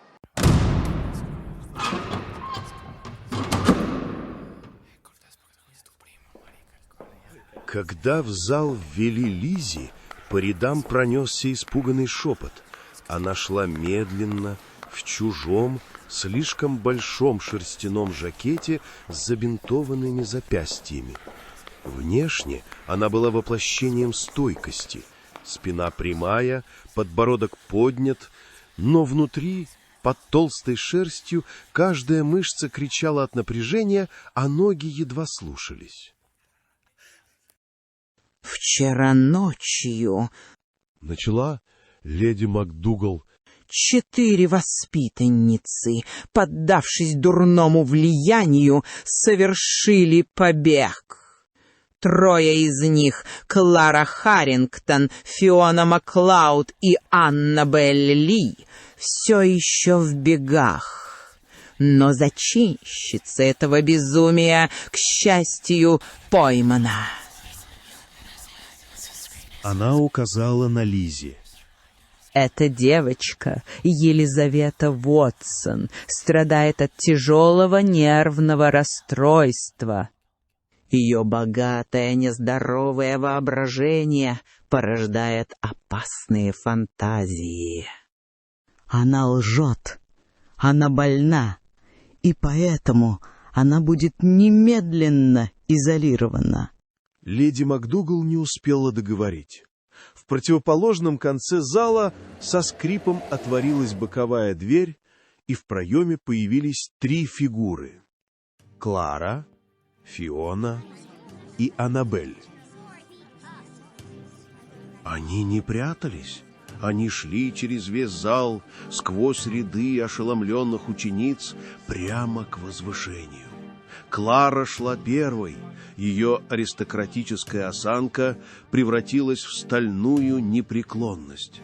За ней, сжав кулаки, шагала Фиона, волчонок, готовый защищать свою стаю. Последней, спотыкаясь и плача, но не останавливаясь, шла Аннабель. Ее оторопь была видна всем, и от этого ее шаг казался еще более смелым. Они подошли и встали рядом с Лиззи. 4 девочки против целой системы. Лиззи вдруг поняла, что самое трудное — это не идти к враду, а стоять рядом с друзьями, которые рискуют ради тебя. Их взгляды, устремленные на возвышение, были высокомерными, несломленными, словно они стояли не перед леди МакДугал, а перед прислужниками, которых следовало наказать. Вы ошиблись, леди МакДугал. Голос Лиззи прозвучал удивительно твердо. Голос у него дрожал не от волнения, а от того, что долгое молчание наконец нашло выход. Мы не беглянки, и я не лгу. Мы знаем, что происходит в этом пансионе. Мы были в вашем подземелье. Мы видели вашу лабораторию. Гул пронесся по залу. Реакция леди МакДугал была поразительна. Ее лицо, до этого каменное, дернулось, как от удара током. Она не испугалась. Она была в ярости от того, что ее авторитет подорван не бегством, а возвращением. «Это сговор», — прошипела мисс Грин. «Бунт душевнобольных. Увести их всех». Но было уже поздно. Ее слова утонули в общем шуме. Система дала трещину. И в этот самый момент массивные главные двери зала распахнулись с оглушительным грохотом, который эхом прокатился под сводами, заставив всех замолчать. На пороге, в проеме света, вырисовывался силуэт мужчины. Лиззи замерла. Весь воздух, казалось, вышел из ее легких. Напряжение последних дней, недель, месяцев внезапно оборвалось, словно кто-то перерезал стальной трос, державший ее на весу. «Папа!» Выдохнула она так тихо, что никто, кроме нее самой, этого не услышал. Доктор Джон Уотсон шагнул в зал.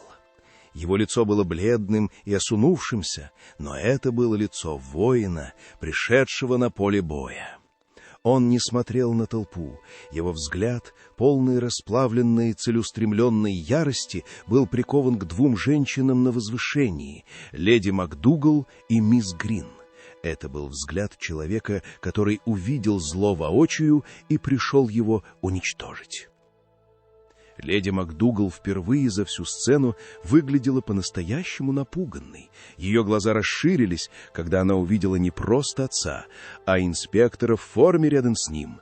Ее высокомерие моментально сменилось животным ужасом от осознания краха. Рядом с Вотсоном шагал высокий инспектор в строгой форме и несколько полицейских. «Именем короны», — властно произнес инспектор. «У нас есть ордер на обыск всех помещений пансиона Глен Элби». Доктор Ватсон не остановился. Он прошел через весь зал, и толпа испуганных девочек и растерянных преподавателей расступалась перед ним, как вода перед ледоколом. Он подошел к своей дочери, и на одно лишь мгновение его лицо изменилось. Ярость ушла, сменившись бесконечной, сокрушительной любовью и гордостью. Он положил тяжелую руку ей на плечо и, не говоря ни слова, заслонил ее собой, став между ней и ее мучительницами. Он был щитом, он был отцом. В этот момент прикосновение его руки, вес его присутствия разрушил всю защитную оболочку, которую Лиззи строила вокруг себя. Она не могла больше стоять. Мышцы, скованные недели ужаса, подвели. Она инстинктивно прижалась к его боку, уткнувшись лицом в его пальто. По ее щекам хлынули горячие, неудержимые слезы. Это были не слезы страха, а слезы полного, окончательного расслабления. Она позволила себе дрожать. Дрожь пробежала по ее изможденному телу от забинтованных запястий до коленей. Она была дома. Защищена. Не нужно больше бороться. Не нужно держать спину прямо. Она снова была просто дочерью, Лиззи подняла голову и встретилась взглядом с подругами. Клара, забыв о своей аристократической выдержке, улыбалась, впервые по-настоящему, открыто и гордо. В глазах Фионы горел победный огонь, а Аннабель все еще плакала. Но теперь это были слезы не тревоги, а освобождения. В зале воцарилась оглушительная, наэлектризованная тишина. А потом сначала послышался едва слышный, робкий шелест, словно взмах десятков перьев. Ученицы ряд за рядом начали вставать со своих мест. Их страх сменился чем-то другим, надеждой. Это был не бунт, а тихий, решительный приговор, вынесенный системе. Инспектор быстро поднялся на возвышение, где стояли ошеломленные леди МакДугал и мисс Грин. Начался хаос ареста. Мисс Грин вывели первой. Она держалась с пугающим достоинством, и в ее взгляде, когда он скользнул по Лизе, читалось не раскаяние, а обещание мести. Леди МакДугал, казалось, смирилась со своей судьбой с той же неестественной холодностью, с какой руководила пансионом. Ее увели двое мужчин в штатском, чтобы доставить на отдельный допрос. В коридоре развернулась еще одна тихая драма. Судьба Алистера Блэквуда оказалась самой неожиданной. Двое строгих мужчин в штатском, прибывших вместе с инспектором, тихо сопроводили его к выходу. Позже инспектор, заметив вопросительный взгляд Ватсона, коротко пояснил. Профессор Алистер Блэквуд-младший... С нажимом на «младший», — сказал инспектор. Давно оказывал содействие другому ведомству. Он вел собственное расследование против синдиката, которым, как мы теперь понимаем, руководил его собственный отец. Непростая семейка. Инспектор позволил себе едва заметную усмешку. Кажется, его блестящий план по внедрению под прикрытием опередила группа отчаянных девчонок. Иногда прямое действие оказывается эффективнее любой шпионской игры. Лиззи чувствовала к нему странное двойственное чувство. Смесь недоверия и благодарности. Так чувствует к человеку, который спасает, но остается в тени. Так таинственный учитель химии, помогавший им из тени, оказался тайным агентом, чью миссию невольно завершили те, кого он, возможно, пытался защитить.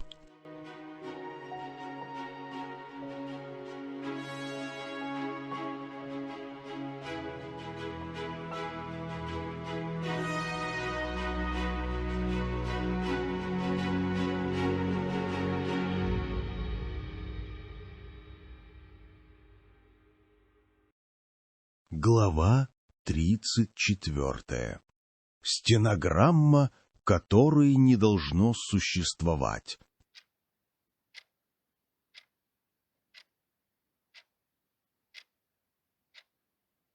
Помещение в комнате для допросов было тесным, низким, с потолком, будто давящим сверху. Здесь когда-то хранили архивы, но теперь стоял только один длинный стол, несколько стульев, лампа под жестяным отражателем и машинка Ремингтон, за которой сидела девушка-машинистка с тонкой шеей и нервными пальцами. На дальней стене слишком громко тикали часы, их стук был единственным звуком, напоминающим, что время вообще продолжает идти. Сэр Мэнсфилд Каммин стоял у окна, чуть отодвинув жалюзи. Его помощник, капитан Риддл, расположился справа от стола, неподвижный, собранный, почти механический. Доктор Ватсон сидел ближе всех к центру. Он не скрывал напряжения, пальцы сжимали подлокотники, а его взгляд, полный расплавленной боли, был прикован к двери. Дверь открылась. Вошла леди Вирджиния МакДугал. Не испуганная, не высокомерная, просто спокойная, слишком спокойная. Она села прямо, аккуратно сложив руки на коленях, слишком безупречная. «Мы начнем», — сказал Каминг. «Конечно. Я ведь не собираюсь тратить ваше время. Его в мире и так мало», — ответила МакДугал. Голос ее был ровным, почти домашним. Клавиши машинки издали сухой нервный щелчок. «Леди МакДугал», — начал Риддл, — «нам необходимо понять цель ваших процедур». Она слегка приподняла уголки губ, но улыбкой это назвать было нельзя. «Процедур? Да, вы выбрали мягкое слово. Обычно люди говорят издевательства или опыты. Но раз вы предпочитаете вежливость, пусть будут процедуры». Пауза повисла в воздухе, заставив всех затаить дыхание. Цель была простая, элементарная. Я хотела изменить судьбу. Не всего мира, нет. Только тех, кому судьба заранее ничего не оставила. Она перевела взгляд на Ватсона. «Вы ведь понимаете, доктор, что такое безнадежность?» Он вздрогнул, будто от удара. Ватсон не мог оторвать от нее взгляда. В нем не было ненависти, была только острая, почти аналитическая боль. Он видел перед собой не сумасшедшую, а логика, чья система дала чудовищный сбой. То, что вы сделали, не имеет ничего общего с помощью, — произнес Кон. «Ах, доктор, вот тут-то вы ошибаетесь. И, возможно, самое страшное в моей истории — это то, что я никогда не считала себя злой. Наоборот, я была уверена, что помогаю». Она чуть покачала головой и медленно сцепила пальцы. «Я видела девочек, которые не знали своего имени. Девочек, которым никто не дал ни любви, ни школы, ни надежды. Мир ранил их еще до того, как они научились говорить. Они рождались уже битые, уже сломанные. Скажите честно, кто был для них страшнее, я или тот мир, который их выкинул? Я знаю, что вы скажете, капитан, что я ломала их. Да, ломала. Но вы забываете, что если человек уже пришел сломанным, иногда единственный способ помочь ему выжить — собрать заново. И я пыталась. Пусть криво, пусть грубо. На секунду ее голос стал тише, почти шепчущим. Я хотела научить их быть теми, кем они могли бы стать, если бы мир дал им шанс. Мир не дал. Я попыталась его за него.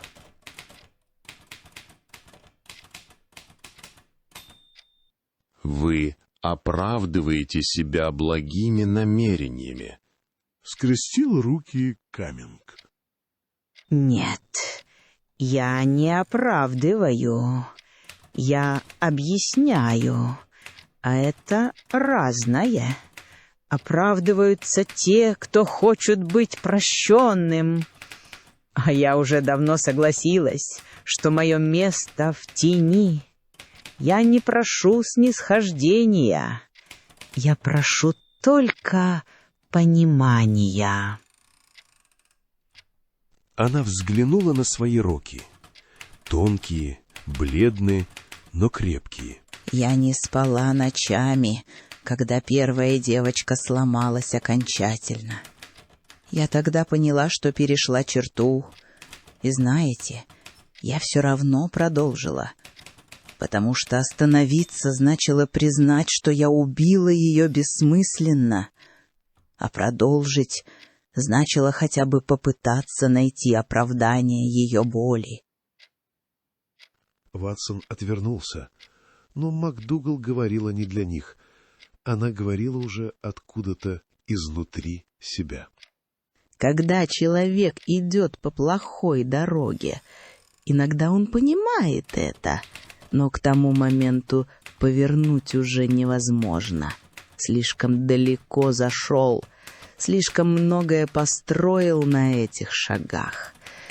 И тогда ему остается только идти дальше, чтобы хоть конечная цель оправдала начальные ошибки. Я шла дальше, потому что иначе все слезы, все смерти были бы пустыми. А я не могла вынести, что они напрасны. «Вы чудовище, леди МакДугал», — тихо сказал Каминг. Она кивнула. «Возможно. Но вы знаете, что самое страшное, сэр? Чудовищем мне стало не тогда, когда начала опыты, а когда впервые решила, что знаю лучше других, каким должен быть человек». Она посмотрела на каждого из них. И если вы хотите, чтобы я сказала, что ошибалась, я скажу. Я ошибалась. Но если вы хотите услышать, что у меня не было сердца, то это будет ложью. «Ложью?» — резко спросил Ватсон. Она наклонилась вперед. Да, вы думаете, я не любила этих девочек? Что я не смотрела на них ночами и не думала, что она могла бы быть моей дочерью? Что любая из них могла вырасти врачом, ученой, мыслительницей, если бы не родилась там, где родилась? Она выдохнула, и плечи слегка дрогнули. Но любовь сама по себе никого не спасает, доктор.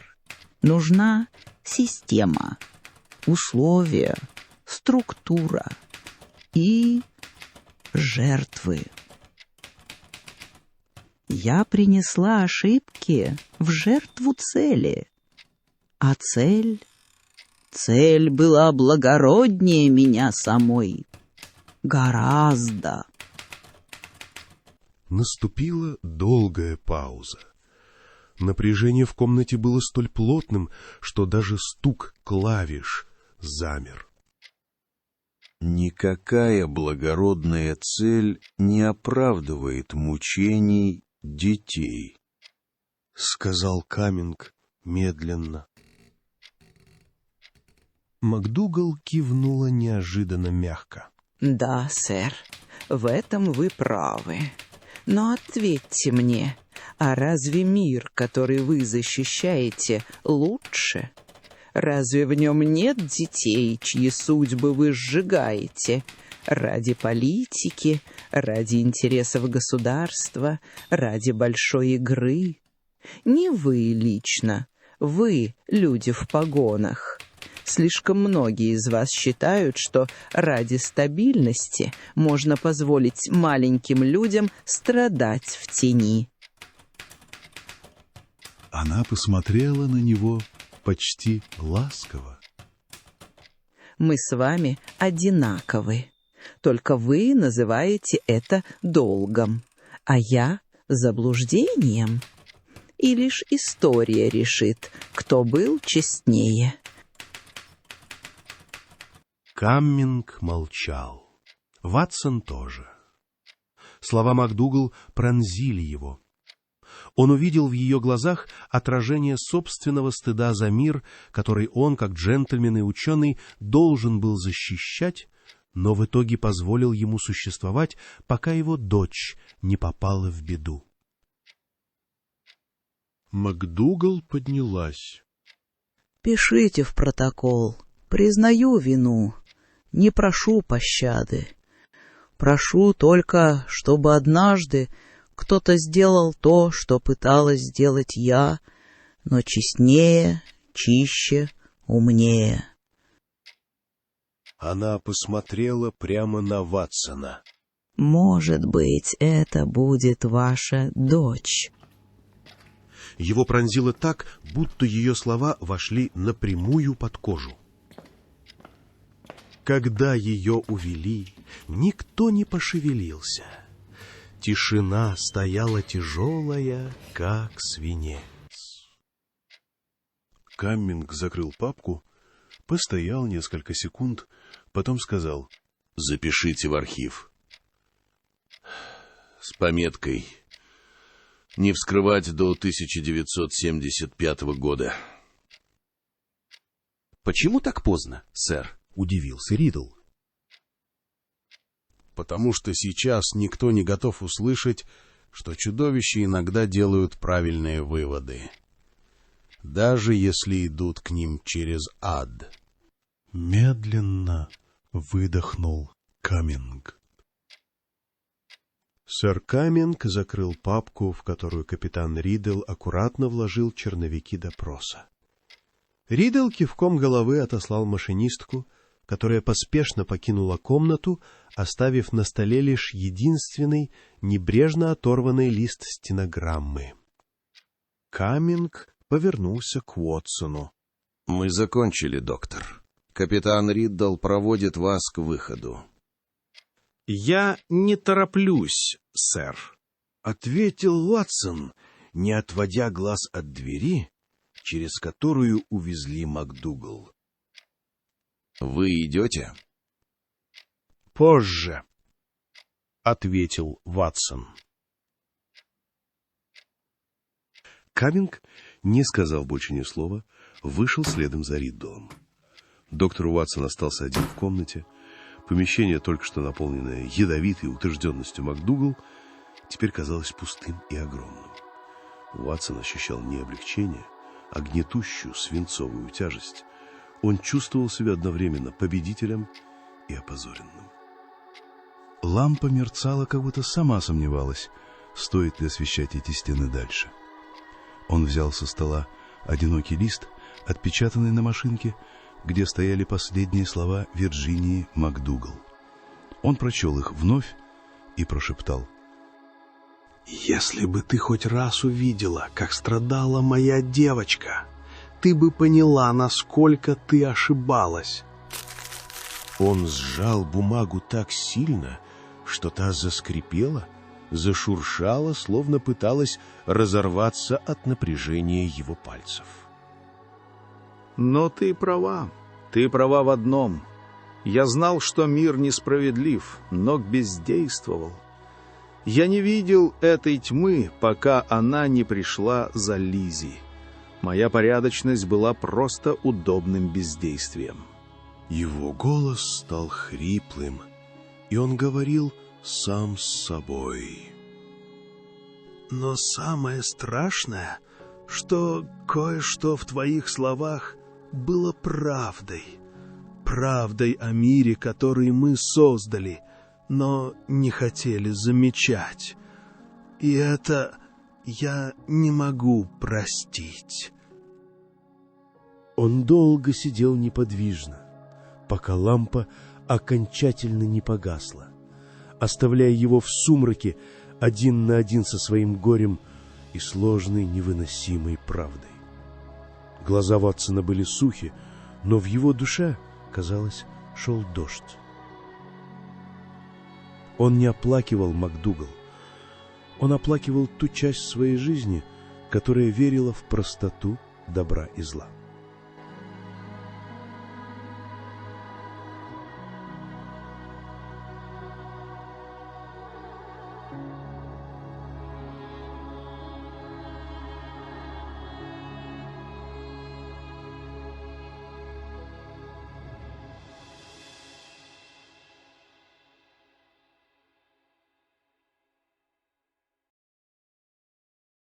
Глава 35.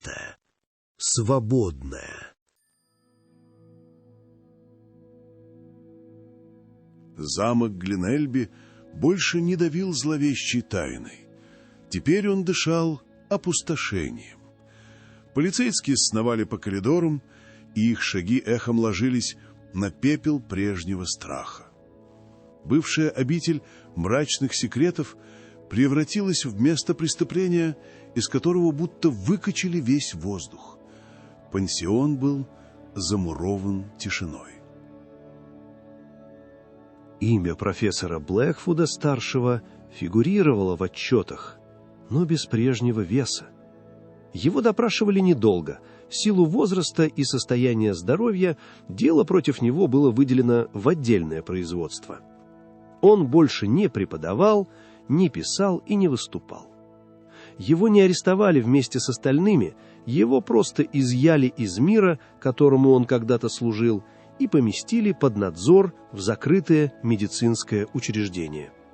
Там, по словам одного из следователей, он почти не говорил и подолгу смотрел в одну точку, словно слушая эхо собственных решений. Прощание с Кларой и Фионой было коротким и заостренной болью, как последнее движение скальпеля. Они стояли в старом пустом классе, где когда-то зубрили латынь. Клара с трудом сдерживала эмоции. Она обняла Лиззи крепко, сухо. «Я уверена, ты найдешь свой путь, Лиззи Ватсон, и он будет громким. Мне было честью стоять рядом с тобой», — прошептала она. Фиона, напротив, не стала сдерживаться. Она прижалась к Лиззи, как загнанный волчонок. «Не забывай нас и никогда не прощай их». Ее голос был полон горячей, не остывшей злости. «Мы научились быть смелыми здесь, и мы останемся такими, потому что ты показала, как это делается». Судьба Аннабель решилась в тот же день. Ее нервное истощение было молчаливой, почти физической раной.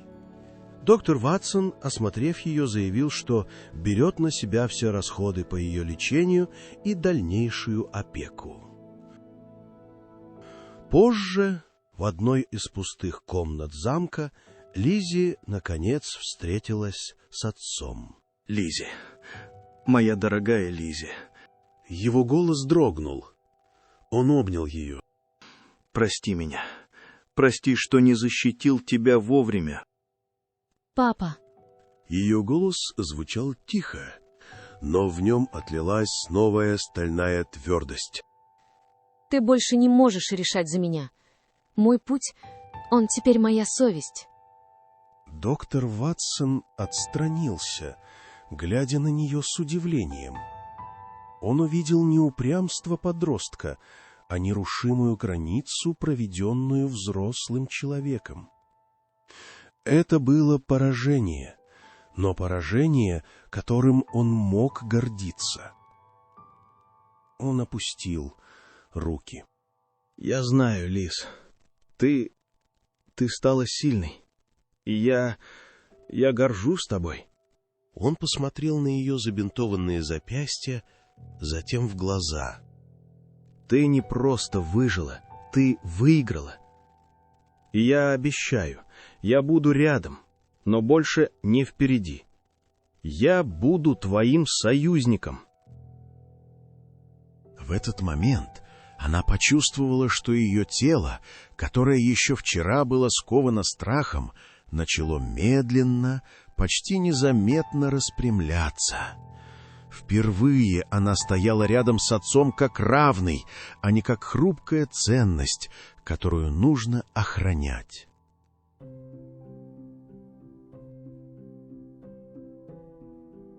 Прошло полгода. Жизнь внешне вернулась к привычному ритму метронома, но для Лиззи Ватсон она уже никогда не будет прежней. Тени прошлого стали частью ее самой, изменив ее необратимо, как глубокая, но чистая гравюра. Сидя у окна своего кабинета, Лиззи писала в дневнике. Ее почерк из неуверенного детского стал четким, с сильным нажимом, который требовал правды. Приходили письма от Клары из новой, более престижной школы, но с намеком на скуку. От Фионы, оставшейся в Шотландии, пришло короткое письмо со строчками, которые Лиззи часто перечитывала. Иногда боль становится компасом. Главное не выбросить его, а научиться им пользоваться, даже если он ведет не туда, куда хочется. Аннабель медленно поправлялась в санатории на побережье, который оплачивал отец Лиззи. Лиззи не чувствовала себя ни героиней, ни жертвой. Было спокойствие, пришедшее с принятием собственного ущерба. Глен Элпи был моим крещением. Они сломали меня, но и выковали заново, как слишком податливый металл, который прошел через огонь. Однажды утром на столе лежало письмо с официальным гербом. Приглашение на стажировку в юридическую клинику, занимающуюся делами несовершеннолетних. Это был ее выбор — стать голосом, возведенным из тишины тех, кто был его лишен. В тот день, когда она дописывала последние строки в своем дневнике, за окном шел легкий лондонский туман. Раньше над ее именем было написано «Елизавета Ватсон, воспитанница пансиона Санта-Агата». Осторожно, но твердо Лиззи провела линию через слово «воспитанница». Она долго смотрела на пустое место на бумаге, словно взвешивая целую новую жизнь на кончике пера. Под ним, новым, четким почерком, она написала всего одно слово, ставшее ее новой идентичностью, ее неоспоримым кредо. Свободная. Ветер легонько трепал ей волосы, когда Лиззи выходила из дома. Медальон матери чуть звенел на цепочке, отражая утренний свет. Теперь не просто реликвия, а знак совести и неразрывной выкованной связи с прошлым, которая стала частью ее силы. Она чувствовала физическую легкость, с нее будто спали многомесячные невидимые оковы. Она думала не о кирпичных стенах Лондона, а о тяжелом каменном своде, который держал ее в плену. Чтобы начать новую жизнь, нужно было запечатать дверь в старую, навсегда, без права на возвращение, даже в воспоминаниях. Лиззи не оглянулась. За спиной в тишине не закрылась дверь. Она просто перестала существовать для нее. Ее шаг был почти неслышным, но внутри него бился ритм, более громкий, чем любой крик, который она издавала когда-либо. Она не просто шла, она двигалась с целеустремленностью заряженной пружины. Туман окутывал улицы, мягкий и густой. Он больше не казался зловещим, он был холстом, на котором еще не проступили контуры ее будущего.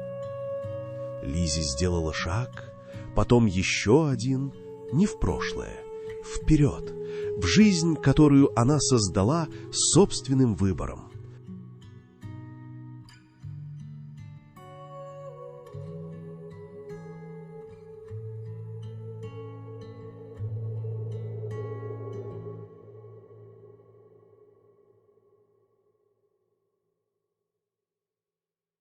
Дорогие слушатели, спасибо, что вы прошли этот путь до конца. Вы слушали первую книгу серии «Когда затихает эхо», роман «Свободная» от Глен Элби. Историю о страхе, выборе и о том, как тишина может быть страшнее крика и важнее его. Но это только начало истории Елизаветы Уотсон. Во второй книге серии «Восточные нити» Лизе уже 17. Мир стоит на пороге катастрофы.